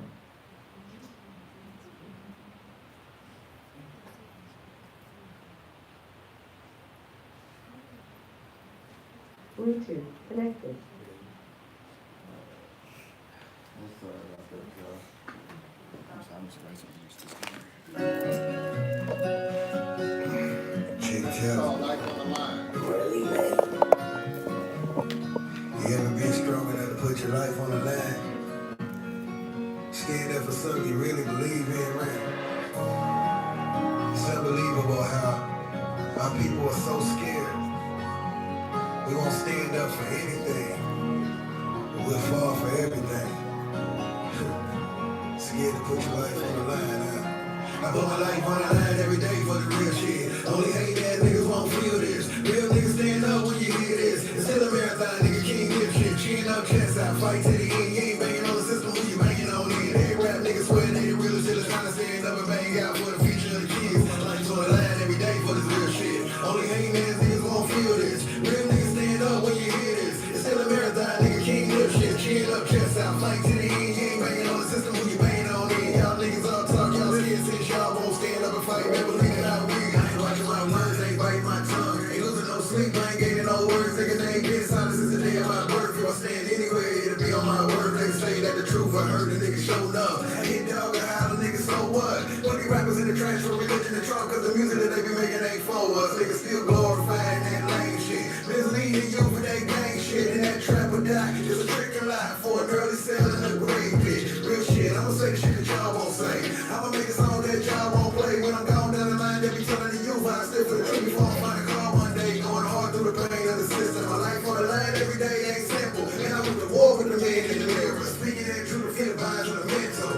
Want a million, bitch, no way. rap like me, I'ma die as a G. Life on the line every day for the real shit. Only hating ass niggas won't feel this. Real niggas stand up when you hear this. It's still a marathon, nigga, king dip shit. Chin up, chest out, fight to the end. You ain't banging on the system when you banging on it. They rap niggas swear they the realest till it's time to stand up and bang out for the future of the kids. Life's on the line every day for this real shit. Only hating ass niggas won't feel this. Real niggas stand up when you hear this. It's still a marathon, nigga, king dip shit. Chin up, chest out, fight to the end. You ain't banging on the system when you banging on it. Like y'all niggas all talk, y'all scared to shot for stand up and fight, better believe it, I will. What the fuck are we? Who the fuck are we? How the fuck are we? Why the fuck are we? Still confused, cause as far as I can see, we still choose to accept this fuckery. At first I didn't agree, now I kinda see what Kanye meant about the choice of slavery. How he ever don't face reality, grown as hell, believing books of make-believe. Talking snakes and even burning bushes too. You believe in that more than you believe in you. May as well believe in the Wizard of Oz too. Believe in anything but ain't seeking to find the truth. Fight for the youth, what I've been about. I refuse to be the reason that our kids die. When I'm gone, they'll say that I did try. I put the small truth on me. But I had every day for the real shit. Only hating ass niggas won't feel this. Real niggas stand up when you hear this. It's still a marathon, nigga, king dip shit. Chin up, chest out, fight to the end. You ain't banging on the system when you banging on it. They rap niggas swear they the realest till it's time to stand up and bang out for the future of the kids. My life's on the line every day for this real shit. Only hating ass niggas won't feel this. Real niggas stand up when you hear this. It's still a marathon, nigga, king dip shit. Chin up, chest out, fight to the end. You ain't banging on the system when you banging on it. Y'all niggas all talk, y'all scared since y'all won't stand up and fight. Better believe it, I will. My life's on the line. Listen, y'all. Real quick. When I say my life's on the line every day, I'm talking about all of us. When I say my life, I'm talking about all of us sitting here right now. Because those of us out here telling this truth, they don't want that truth told. They want us to stay blind. They want us to stay down. That's why I say, how the fuck are we? Why the fuck are we? Still confused, because as far as I can see, we still choose to accept this fuckery. At first I didn't agree, now I kind of see what Kanye meant about the choice of slavery. How you ever gonna face reality? Grown as hell believing books and make-believe. Something to think about, y'all. That's it. Something to think about. With everything that's taking place right now, I want to do this song real quick. It's called Black Lives Matter. We're watching everything take place. We just watched the Amber, what's her name, Amber Geiger case take place. We just watched this take place in our face. We watched religion play a very big part of controlling the mind in this case. Love thy enemy. It's what they push on us. So I wanted to, with all of that taking place, I wanted to just do this song before we end it with the Born Winner song. We're going to do a little Q&A after this. We'll do the Oh, okay. song. Well, it's just this song, and I just wanted y'all to hear what I say in this song because at some point we got to stand up for our kids, man. Right on. So I'm going to start up. Black Lives Matter! Black Lives Matter! Black Lives Matter! Black Lives Y'all want the songs, I'll email them to y'all, man. I just do music just to speak the Matter! music. People make some noise for the people! Unite! So this is just about everything that's going on. It's all bad out here. Things Songs like Black Lives Don't Matter. Fed up with the beatings and we tired of the killings. But what y'all call justice, we call modern day lynching. We gotta stand up, make the world see the truth. Take a stand for the youth. Black Lives Matter too. Put your fists in the air if you feel me right now. They don't wanna pay attention, shut the whole city down. We gotta stand up, make the world see the truth. Make it better for the youth. Black Lives Matter too. I hate seeing these mothers that's crying, cause their babies are dying. Police killing them, getting off, causing cities to ride. When the skin ain't the same, it's a sin in the game. I can't breathe, hands up, they deliver the pain. 12 years old and they shot him to the ground. They killed a couple to 137 rounds. They wonder why we hit the streets. We've been sick of the poverty, but being black, you don't get the same opportunities. We gotta stand strong and we gotta fight. It's like police be killing blacks just for bragging rights. And we done shed so many tears, suffered through many years. Police brutality against blacks is getting real. Fed up with the beatings and we call modern day lynching. We gotta stand up, make the world see the truth. Take a stand for the youth, Black Lives Matter too. Put your fists in the air if you feel me right now. They don't wanna pay attention, shut the whole city down. We gotta stand up, make the world see the truth. Make it better for the youth, Black Lives Matter too. Black Lives Matter too. Black Lives Matter too. Black Lives Matter too. Black Lives Matter too. We gotta take a stand, make the world see the truth. Make it better for the youth, Black Lives Matter too. Black Lives Matter too. Black Lives Matter too. Black Lives Matter too. Black Lives Matter too. We gotta take a stand, make the world see the truth. Make it better for the youth, Black Lives Matter too. All we see is injustice, no equality, no wages and poverty. Dirty politicians and police that wanna bother me. Throw me in the van and break my spine. And get in front of cameras on TV and start lying. They call us thugs, but police is out here murdering. And the verdict is not guilty, so somebody mama's hurt again. We sick and tired of the pain. We done stood in the rain. Now it's time to make a change. Fed up with the beatings and we tired of the killings. But what y'all call justice, we call modern day lynching. We gotta stand up, make the world see the truth. Take a stand for the youth, Black Lives Matter too. Put your fists in the air if you feel me right now. You don't wanna pay attention, shut the whole city down. We gotta stand up, make the world see the truth. Make it better for the youth, Black Lives Matter too. Black Lives Matter too. Black Lives Matter too. Black Lives Matter. That's dope. I got my fist up.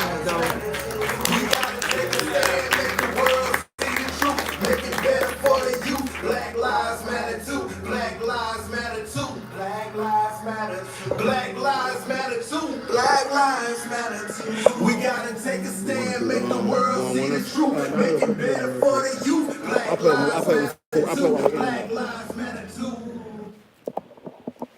All right, guys. So there was a couple things I wanted to ask. Just, I want you guys to dialogue a little bit too.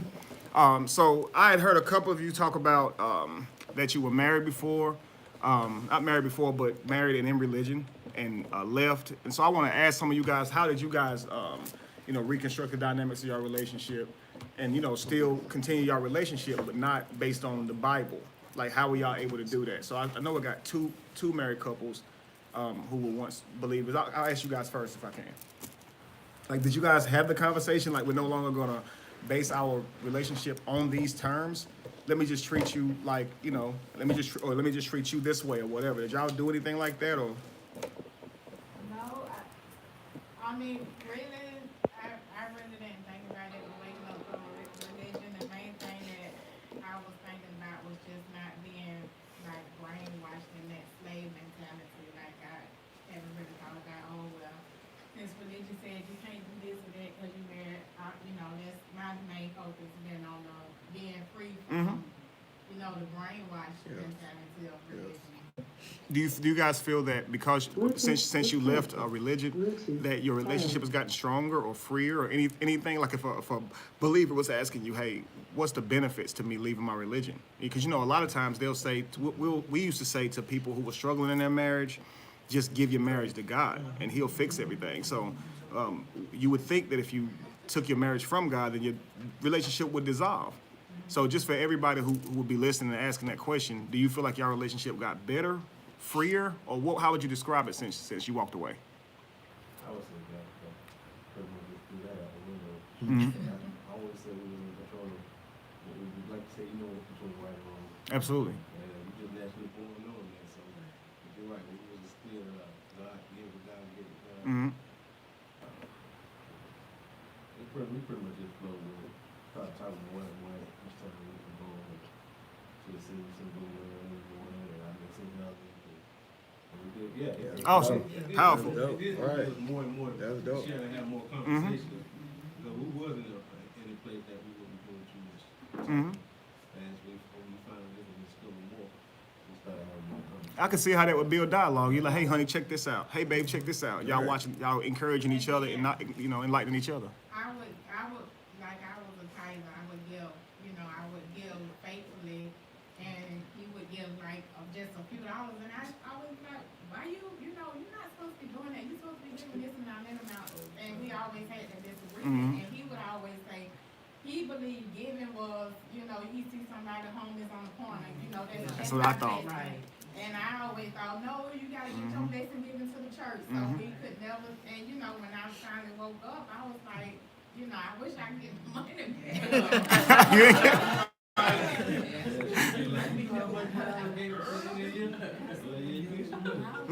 And just so you know, I mean, I know it's not a argument anymore, but he was right.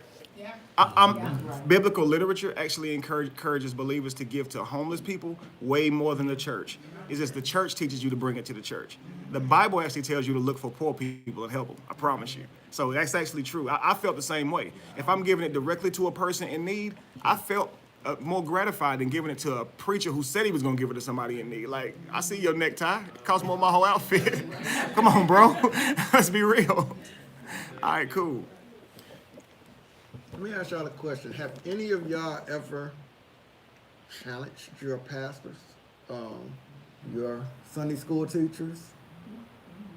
Well, not my pastor, but I got somebody at my job, and I don't know if anybody in the women group, but I just posted this, I think yesterday. I've been trying to get her to, wake up, and I had her watch a little bit of that Amber video that you put on Facebook. I've been trying to send it out, it won't let me send it, but I let her watch it from my phone. Cause she go through it with a lot of the people back there, and I keep trying to tell her they act that way because forever they've always felt like they had authority over us. I'm trying to get her to understand why, and I started showing her some of that video. But I told her, I say, you like me, even when I was going to church, I never read the Bible, I just went on what everybody said. I said, same way you're not reading the Bible, because if you really start reading it, you will see. So I showed her, I say, Google Ephesians 6:5. She Googled it, and she was just like, that was her first time ever seeing anything like that. So she texted her pastor and told her pastor, I'm in doubt about something I read in the Bible. Can you please explain it to me? And her pastor's reply was, well, pretty much what it's saying is you're supposed to obey the earthly masters, like your leaders, your pastors, your supervisors at work. I said, are you kidding me? Are you kidding me? They had supervisors back then? Right. So she's pretty much telling you to obey the same people that's giving you hell. Well, Absolutely. I asked that, Jeffy. Go ahead. I did ask my pastor some years back when I first started walking with Christ. I would like to know when I heard God speak to me. And because everybody just said, talk to God, this is what God said. And I was What do you sound like? I was in praise worship and all that. And I just, how do you know when God speaks to you? And you said, you'll know it when you hear it. So I'm still now listening for the voice, and I still have to do it. What it sound like? What it sound like when? It's me. Sound like you. What I've learned. Look, what I've learned. DeWanda, you from New York, right? Yes. All right. What I've learned is if you're from New York, then your God is also from New York.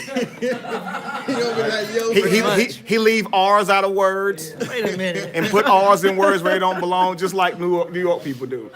In fact, if you're from England, your God's gonna have an English accent as well. Right? This is funny to me that God speaks to you in whatever your current dialect is. It's just unbelievable to me. But I wanted to ask a question myself, if you don't mind. Real quick, I just asked y'all that because you guys see me make posts and stuff where I say, stop being scared. Stop being scared, son. Ask questions. Because we grew up all our lives being told not to question God. Think about that.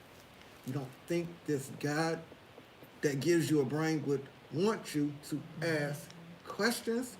Think about who would not want you to ask questions. Somebody that wants to keep you enslaved. So when I say y'all don't question y'all pastors, I'm not telling you to do something that I wouldn't do. Cause y'all know. Y'all see my Facebook. Y'all see my Facebook page.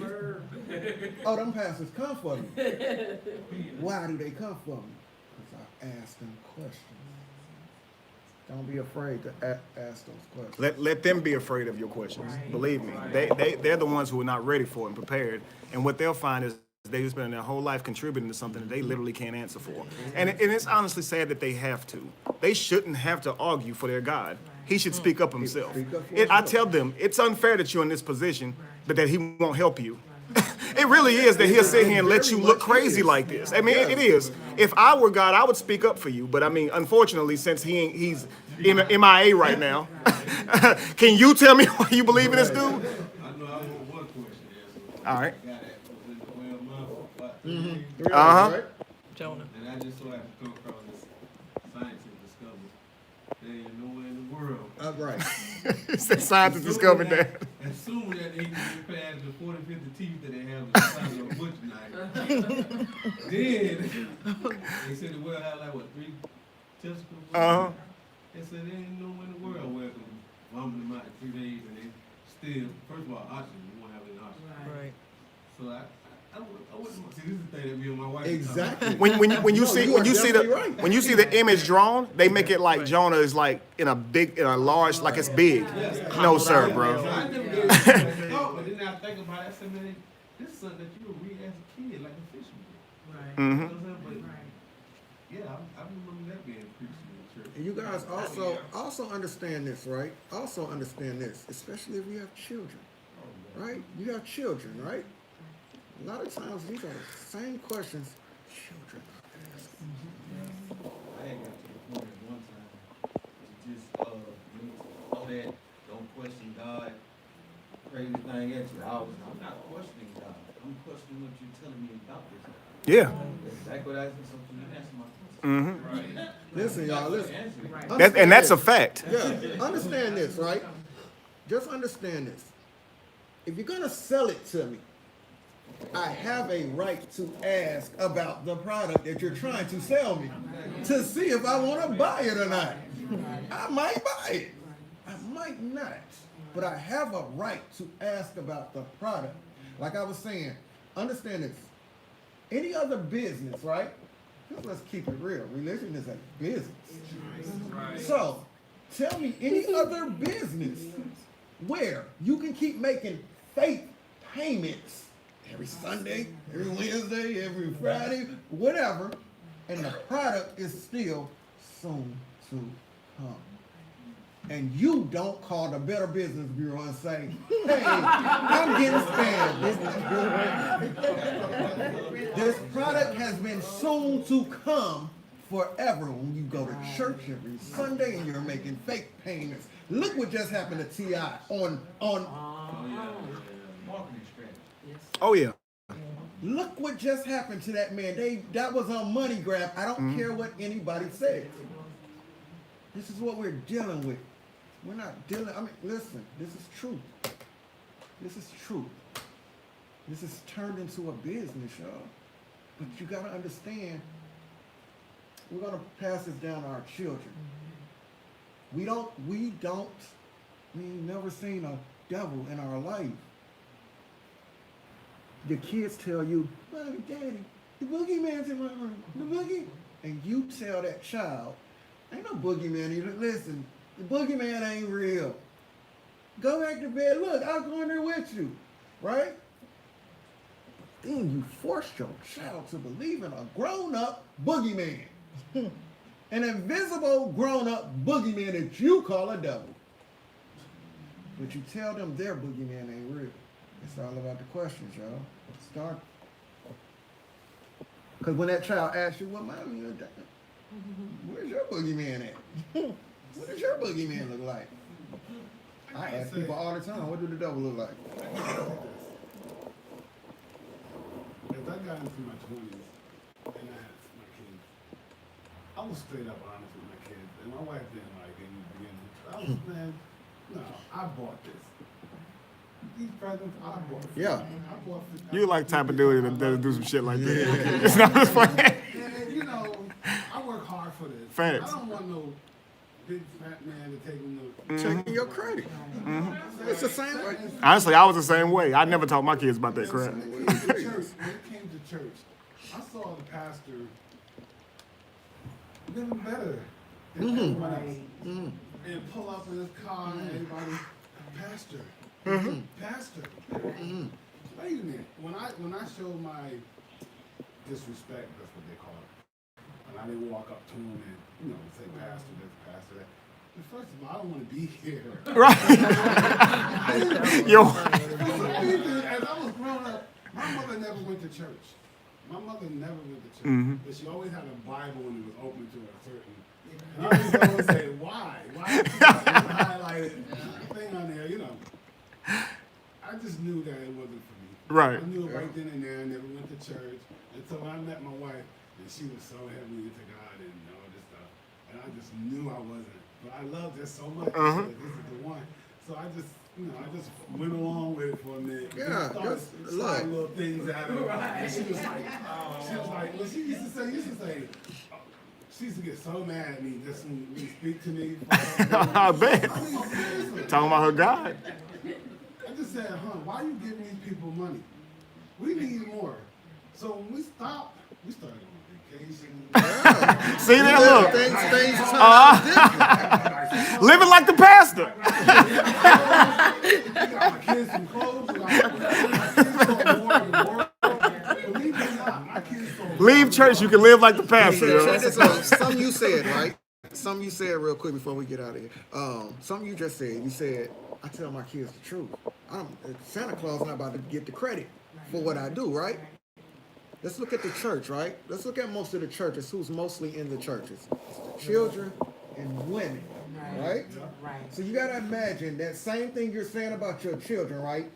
You got men who are looking at this like, man, I go to work every day. I keep the bills paid up in here. I take care of this family. And you thank Jesus more than me. Or you love your pastor more than me. That's one of the reasons I asked if your relationship got stronger. That hurt. Yeah, because now you learn, right, and now you would learn to give each other the gratitude. You know what I mean? Hey, y'all really appreciate what you've done for in our family this year. Not thank you when your husband's really the one or your wife's really the one that's doing all of this. So this is why I ask, because whenever you reset the dynamics of your relationship, you're not looking up to thank them. Myself and Dewana was talking last night about like prayer. And I was saying, instead of thanking someone you can't see, you can actually thank the dish. Inherently, you could just say the animal, if you eat meat, the animal that lost its life, right? One day you'll die and your body will be used by the earth too. So you can be thankful for the nourishment that the animal is going to bring you, right? The same thing with the veggies or whatever's on your plate. You can be thankful for the people who took the time to pick these vegetables, right? Ship them to you without busting them all up, right? And remember, every person in the process that helped get this food to your table. You can still show gratitude, because see, a lot of times when you leave religion, you still have this need to feel thankful. Who do you thank when you wake up in the morning? If there was no, thank your DNA. Thank your cells that kept your heart beating through the night when you weren't conscious of it. You see what I'm saying? Your biological body. Thank yourself. Thank your eyes for being able to witness this wonderful light that is pulling into your brain. You see, replace the person that you're thankful to, and you'll start finding that you're more grateful to yourself than anything.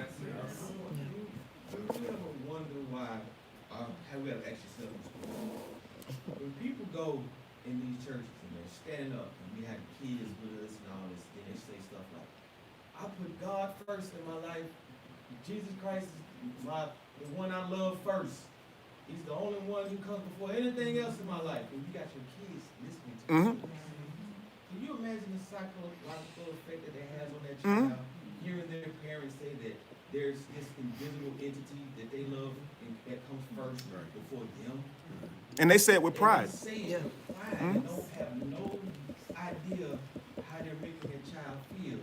Because I know it bothered me to hear my grandmother sit up and say, I put God first and then he comes before everybody and I love him most of my life. Why would you say this? I'm sitting right here. That's deep. That's deep. I wonder, You're absolutely ask right. this sister a question right here. Sure. Jordan. Hi. Jordan? Yeah, Jordan. Nice to meet you. You're still in school, right? Yeah. Okay. How do you deal with school?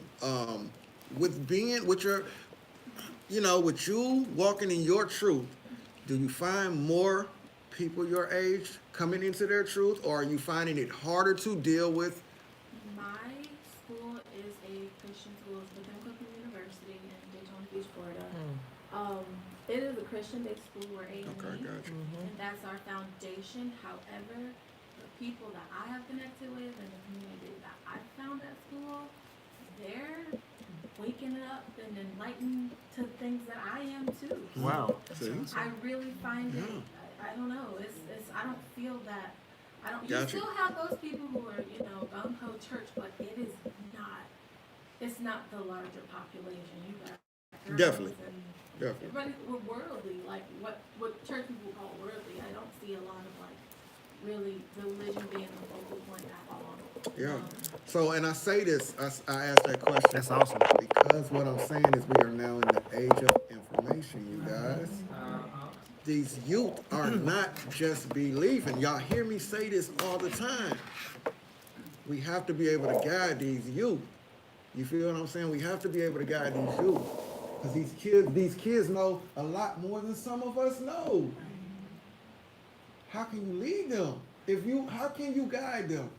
If they know more than you, they should be able to come to you with the questions. You get what I'm saying? She has a question. Yeah, absolutely, please. I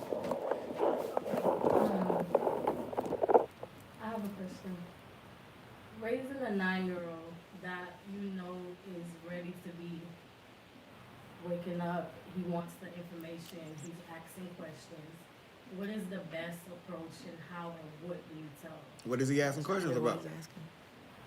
Recently he came home, he said they had something going on at the school and his teacher was talking about slavery.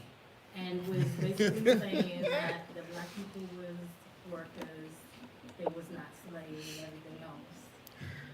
And he came home and asked me, Sis, we need to I talk. don't know what's the We need to best talk. approach and how to give it to him without. For me personally, I'm an intellectual, so I try to treat my children in a way that forces them to be intellectual. So I try to talk to them about, we live in this world, but then we understand that there are other people who run the current social world we live in. And they're responsible for giving us the information that they give us. While I encourage my children to go to school and answer the questions to what would be correct, to grade properly, I encourage them to always challenge what they're reading. They're always going to change the literature if it means settling you down. Yes, there were people that were enslaved. It's irrelevant on if it happened in America or not. This has happened all over the planet. People are enslaved to this day. You know what I'm saying? So I would encourage my child that, hey, they may change the wording of it and call them workers, but they were absolutely slaves. If you ask that on a test, though, just put workers. I don't want you to fail the class, you know what I mean? But school is not about testing for actual intellectual. They're testing to see if you can regurgitate, if you can repeat stuff back. That's all they're testing. They're not asking you to actually think, because textbooks change anyway. As soon as we learn something else in a field, they change that information, but they teach it to you as if it's fact, and they don't even allow you to challenge the teacher. Notice in a classroom, the smartest person in the room is the teacher. And if you have anything to say in opposition to the teacher, you're not just offering a different concept and likely right. You are disrupting the classroom, and they'll just send you out. You see what I'm saying? So that's how it works. And I try to tell my children it's unfair, but you're gonna be in this type of world. Just don't conform to it, because in school they're gonna keep on saying just listen and answer the questions, like I told you to answer them. And then when you leave school, in your real life, you're gonna continue to do the same thing. Nah, when it don't matter, speak the truth. When it matters and you're trying to get a grade, okay, I can understand that. Yeah. How can you separate the two and not have him? That's when you have to have that conversation with him, because he's at that age where he's asking you questions, so therefore you can give him an honest answer. And you of course, not to give him too much, because he probably can't absorb all that information anyways. But just to give him a simplistic, honest answer. Son, this is A, B, and C what happened. This is what they're going to teach you, but this is what the truth is. But this is what. Now, when you go to school, you have to answer based off the information that they want you to put on the test or put on the paper. Right. So you're going to have to help him navigate through those questions into those answers, because you said he's waking up or becoming aware, because that's what conscious is, just to become aware of your thought processing system. And let me just say something real quick. Understand this. That little boy is not asking that question or those questions for no reason. Exactly. Right. He's probably going to be ahead of his time here. Mm-hmm. He's He not really is. asking He those really is. questions for no reason. I'm telling This you. one right here, this one right here at the camera, the stuff that I study, the stuff that but he's on his own. He's doing this on his own. These are the type of children. Listen, we gotta protect all our children. When we have these type of children asking these type of questions, but for their time, they're going to be something very important in this universe. They're not just asking these questions for no reason. That little boy is not, he's being led to ask you these questions. Now, what do you tell him? What do you know? Mom? You get what I'm saying? When these children come to us, when they say, hey, what about Area 51? What do you know about Area 51, Mom? Dad? We're in the age of information. These children are in the age of information, and you're still sitting around here in your open cell. Now, if you're thinking that you've been seeing evolution, and people like ourselves who bring in this information and who becoming enlightened by this information now, we're gonna see something crazy. In the world to come. Because for us, we grew up with a lot of parents who were really indoctrinated, and they punished us for thinking. Yes. People like us are encouraging our children to think. Just imagine how much more they're going to be bringing to us. Like I just can't wait for the day that my daughter is bringing me information, teaching me stuff, because they got access to information we never thought about. And when people say like we're living in the age of information, often people automatically associate that with the age of Aquarius, and they think it's pseudo. Well, it's actually something that's reality. We are in the age of information, being that we have access to information that we actually weren't privy to a long time ago. Like say for instance, now we've discovered how we get lightning. Okay, before that, we didn't discover how we got lightning, so we guessed, and unfortunately, it was by Zeus. Zeus is casting lightning bolts, right? And I say this all the time. Although Zeus may be casting lightning bolts, what is he aiming at? Is there a goal here? Because he ain't got better after all these years. He's missing his target unless he's just trying to give us a fireworks show. And I don't know if he knows, but we don't enjoy it. It's actually rather scary. Like, you know what I mean? It's sometimes, but we understand now how lightning happens. So once you understand how lightning happens, there's no real reason to attribute it to Zeus. But you can understand how people with archaic minds think, though. We don't know any better, so we just come up with it. Listen, guys, if all of us can be who we are right now today, not believing in things that we can't see.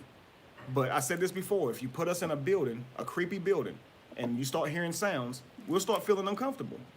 That's human nature. That's okay. Don't be mad at yourself when that happens. Just correct it. Ask yourself, what logical reason do I have to think that there's a boogie monster in my basement right now? Like, for real, do I have a real reason to think that? Because that's what we'll do. We do this to ourselves. If you're in the woods and you hear something moving in the grass, to you, that's probably a snake. Could have been a squirrel, anything, but you over there like... Just all over yourself. Right? If we didn't know any better, it's up to us to assume. Imagine what they thought crickets was before they found out who the culprit was. You the one. You see, we always do this. And that's why the age of information is literally going to destroy belief. Because we know more stuff now. Right. And little children, when they're asked questions now, they can just look that crap up. Right. So if you want your children to respect what you say, try to answer to the best of your ability, or say, let me find out for you. Right. Because I'm telling you, likely they done looked this crap up already. Yeah. And if you go feeding them bull crap, now they about to correct you, which is okay. But the problem is they're not going to believe much of what you say from here on out. Because if you think about it, while we love all of our guardians and parents, you know how we thought about them when we first woke up from religion.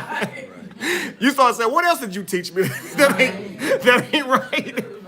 They couldn't help it. They only gave you what they had. You can only teach somebody what you know.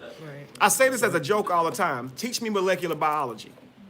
You can't do it. You know why? You don't know it.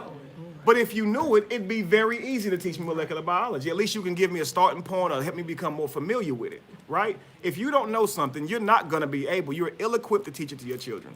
So learn what you can. And if your children ask you a question that you don't know the answer to, find it. Find somebody else who can better answer the question. And if there is no answer to the question, show your child how to be okay with not having that answer. We don't know yet, son, although we are learning more and more every day. We have science, we have many different fields, biology that are studying our origins. And we don't know that we'll ever find out. But as of right now, we don't have the answer to that. Be honest. Don't make up some stuff just to settle their curiosity. Your son could actually be the intelligent mind to go find out where we came from. Right. You don't know what they're capable of. Don't shut them down. My grandmother told me the reason for rain was God was doing his work.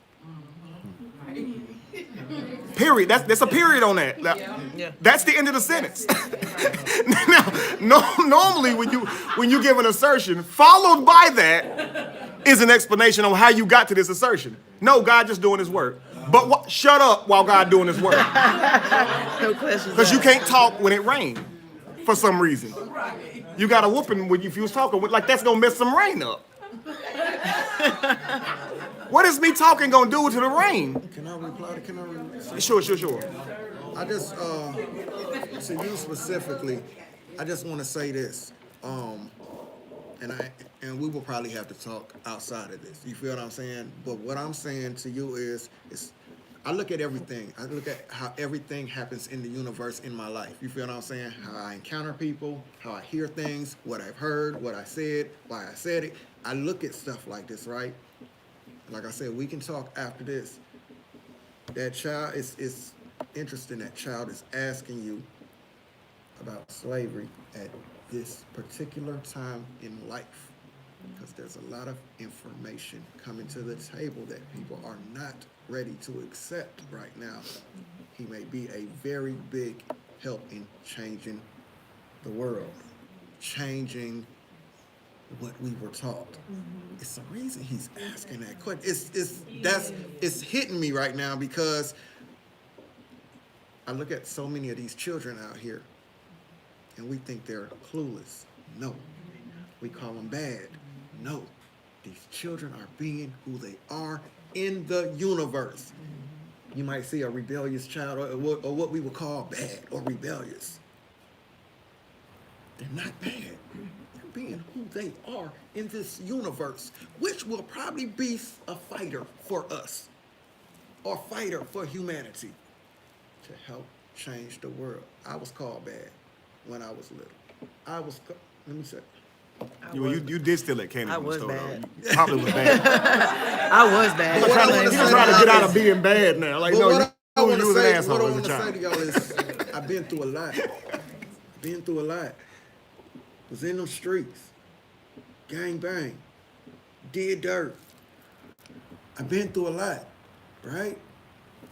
But look who I am now. You get what I'm saying? I'm being who I was meant to be in the universe. Someone who stands up for truth. Someone who stands up for humanity. Someone who wants to help change the world, right? Look at what we do. We done all been, listen, whatever you done went through in your life, you had to go through that. You had to go. I realize that now. Getting shot. Laying in that hospital. Almost overdosing. The women. The partying. Custody. Child support. Homeless. Some people don't want to hear things from somebody who's never walked in their shoes before. You're going to encounter people in your life. They'll listen to you. You have been where they have been. You get what I'm saying? That little boy is not asking for no reason. There's things going on right now that we are not ready to accept right now. Like this is another reason that I keep saying that I want to try to have an assembly. In some cultures, I feel like they got it right when it comes to fields that we put our children in to get the best out of them, to bring out the most potential in them. Let's say I was showing Callie in Hinduism, they have a system called a caste system. right? If you go on a Hindu dating site, it actually has a spot there called caste, right? And what you'll find is a lot of people are putting, they don't care now. But that was very important to them before. And some people really strongly still care about the caste. What is the caste? It's 4 different categories, right?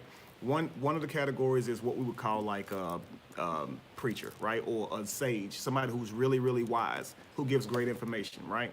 Then you have your workers. Everybody is not gonna be privy to information or even care about it. Some people are really good with their hands, right? They build. And then you have people who care more about health, right? Like your surgeons and stuff like that, you know? And then they have, I'm drawing a blank, but there's 4 different castes. And they determine this when they're children, small children. And they determine this by the questions that the children ask them, by the nature that their child presents to them. And early in life, they put them in arenas that challenge them to that effect. Think about if we did that with our children. You have a child who comes and asks you questions about the world, wants to know about what is being taught. So you would put him in a department that challenged them, that actually gave him more information. You might have a child who is really good with their hands, maybe can draw really well. Who knows? That could be a blueprint. He could be drawing blueprints up. You may have someone who likes writing stories. They could be writing books one day. You know what I mean? If we were to invest into our children at a young age, we'd have authors and everything. You know, but a lot of us don't know how to publish, so we're not going to tell our child how to publish. We don't even know ourselves. I'm telling you, man, the moment that we start seeing that our children have gifts, things that a lot of us had, but our parents just didn't know the know-how, or even the time to invest in us to know we could even do that, some of that stuff. How many times your parent walk in the room and you like, Daddy, look what I can do. And it'd be like some simple stuff that ain't even really that cool. And your parent, you just touch your toes. And your parent like, yeah, son, that's really good. This boy here, he got talent, don't he? Right? Go the next step. You see what I'm saying? Put your child in something that can really challenge them to be better. You know, why not do that? Our son comes to us and he says, hey, I want to play keyboard. We went and got him a keyboard. Listen, why not? Okay, look, we was giving our money to churches for how long? Don't say, if I get you this keyboard, you ain't gonna play it. Don't do that. You don't know that. Get him the keyboard. Goodness gracious. And if he don't use it, then donate to somebody. I mean, I don't know. As punishment, make him learn the keyboard. Hey, look, you could also teach the child how to understand things. Hey, look, I worked and put this amount of hours into buying this right here, right? If you don't start practicing on this keyboard, I'm gonna ground you for that many hours. I put 30 hours into this keyboard, right? I worked hard for this. You're gonna be grounded for 30 hours if you don't do this, right? They'll learn the keyboard. At least you teaching them some discipline, right? This is what we have to do, I'm telling you, because we weren't pushed that much. When we wanted to put something down, we put it down, didn't we? And got tired of it, we put it down. But to a lot of parents, and you hear this from a lot of NFL players, NBA players, just anybody, a lot of people who are successful, when they wanted to quit, their parents did not let them quit. They encouraged them or even just forbid them from quitting. Sometimes we need parents like that to push us and encourage us to be better, man. We didn't have anybody pushing us to be better. For reality, we had someone that was trying to mold us into the frame of a literature that was way outdated, man. And when we grow up and go out into the world and project exactly what our parents teach us. So if we want a better world, we have to be different people. We have to be better people for the sake of them. Yeah, we don't know where you go when you die, but the fact that you leaving somebody here when you die should freaking matter to you. And it kills me when people say, well, if we ain't going nowhere when we die, then what's the point? Man, you got kids. You sound crazy. And if you don't got kids, you got friends, you got family members, loved ones. You don't want the world to be better for them? And if you believe in reincarnation, you gonna come back to this shit? Is that what you want to do? I don't see any reason why we shouldn't work together to make the world a better place. I really don't. I just don't see any reason why we should. Now, you can walk away from it all and say, hey, I don't contribute to religion anymore. I just want to go live my best life. I honestly don't blame you. But for some people, we want to make a difference. You see what I'm saying? And when you see somebody trying to do that, encourage them. Try to help the best way you can. Everybody's not going to be able to do it in the same capacity. Everybody's not going to go live. But we all can give a little bit of ourselves and our time to help somebody close to us, right? I know a lot of you guys probably have. If you have told your family that you're not in religion, raise your hand. You have told your family. So we still have some hands that's not raised, as you can see. It's not easy. It's not easy. So, I mean, my thing is, once it happens, if you're willing to tell your family, I don't care how close you are to them. I don't care how close you are to your church members. You risk losing them. It's not about love at this point. Their whole lives, they have been taught to sacrifice everything for this belief. That everyone is second to this belief or even further back, right? Like my brother said, they express pride in loving a person they can't see more than their own children. Right. My son got his neck caught up in a window, right? And he couldn't breathe. My sister, the one that passed away last year, she actually rolled his neck up in a window. He was a child, and he's gasping for air. I'm rushing to the hospital to get there to him. And I remember when I walked in the hospital and my son couldn't get his breath together yet, I prayed to God. And I told God that if you don't heal my son, I will never serve you again. See, I was being honest. I was straight up. But I'm going to tell you what's crazy. When my son ended up being okay, I felt like God healed my son even though I showed a complete lack of faith, right? And then I felt guilty for it. Mad at myself because I told God I wouldn't serve him anymore. And everything in me wanted to lie to God. It'd be like, you know what, God, even if you would have took my son, I would still serve you. I wasn't about to lie to God because I know God know I'm lying. No, I wouldn't have. Dude, don't take my freaking son from me, bruh. I love my kids now. I'm not Job.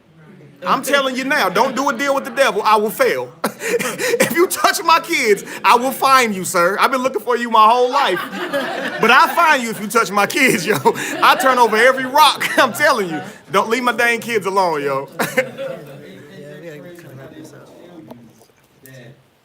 God probably took your loved one or somebody close to you to get you closer to him. Right.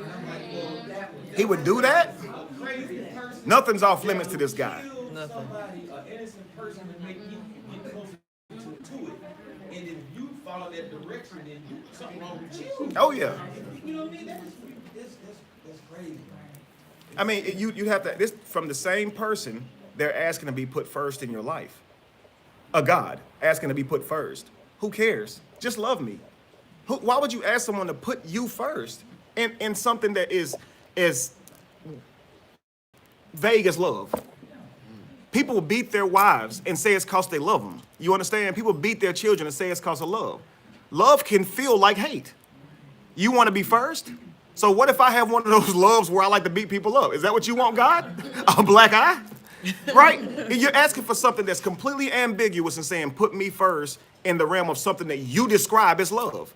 Isn't that weird? Kelly and I was talking about this earlier on the way down the road. Leprosy, be gone in the name of Jesus. You mean this anomaly that we can't figure out that we call leprosy because we don't have a better name for it? Be gone? It's supposed to listen. That's weird. Leprosy isn't a thing. It's a sickness. You can't pinpoint it. It's something it's an anomaly. And you're calling it leprosy, and you think the devil's supposed to know what leprosy is because you made the name up. You see what I'm saying? This is what we say. God, I'm putting hands on you. Leprosy, cancer, be gone. These are abnormalities.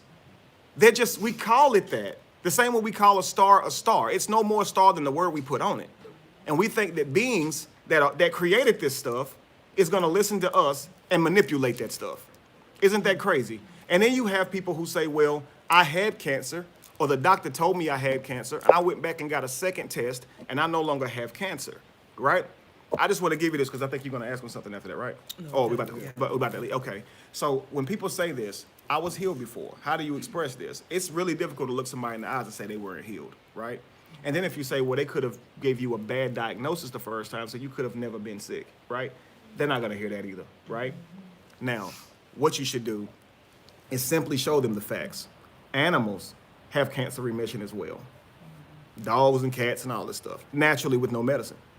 So, can you explain that shit? Right, so Rover down the street, the pit bull, had cancer and he was healed too. So God going around healing pets and everything. But he let my mama die of cancer. That's pretty weird. Because last I heard, dogs can't pray. And God cured his cancer. So cancer remission happens in every being, not just you, sir. So when they start asserting all this stuff to you, you can show them more facts because they don't do more digging. They just hear one thing and run with it. You see what I'm saying? I was sick and now I'm not. Dude, animals do the same thing. Guess what? They don't even have hospitals for animals. Did you know that? I mean, what they do, we got to take them. But wild animals, they cure themselves. Guess why? I mean, guess how? Eating natural stuff. There's no entity that's watching over them, curing them, just like there isn't us, right? And a gazelle will get eaten by a lion if it's not fast enough, all right? Just like you will get robbed if you're not prepared, okay? Just like you'll be murdered if you're not prepared. So the idea of saying, hey, before I walk away from this thing, I don't want to risk not being protected anymore. What you have to understand is you were never being protected. And that's one of the hardest things to accept. I was never being watched over by this person that I believed in. I was always on my own. That is hard for a lot of people because in their mind, they thought that God helped them get to work. Like, give me traveling mercies so I can drive past all these homeless people on the way to work. Listen, guys, thank you so much for coming, man. It was very, I hope you guys had a good time. Awesome. I don't know what you guys are about to do, but we're going to go out and probably Jacksonville area. You said downtown. Is that where we are? Jacksonville. We're still in Jacksonville. Okay, but I'm saying downtown area. Is that where we are? I don't live Oh, okay. All right. Well, we're going to go out, guys. I don't know if They live y'all in down. Jacksonville. Oh, okay. They live here. I would just give you the street name, but that ain't gonna help you. If you guys would like to come with us, y'all can follow us and stuff. We're just gonna go out, maybe grab a drink or something, get more acquainted. All right. And I just want to say I appreciate everyone for coming out, taking time to come listen. I hope you pulled away with something that was helpful, insightful, and enlightened. It's one thing I just want to say what Callie said earlier. Even though we were put in a jar with religion, we do have the capacity to take it off. We have that internal guiding system to turn that off and to unblock those lies and those untruths. So everything is still inside of us. So we have to just get out there and we see somebody else that need help. Let's go and help, because at the end of the day, it's all about love. I don't care whether you believe in Buddha, Judah. I don't care. But if I see you in need, I'm gonna help you because I love you. So I hope everybody have a great night, and we'll see you if you're going to meet us where we're going to go at. Hey, I got shirts up here. If anybody were interested in a shirt, please let me know so I can get it to you before I put them back up. We don't have to break anything down, so. We don't? Okay, no. Cool. Peace, family. Thanks for joining us. Stay ready. I'ma push it to the limit.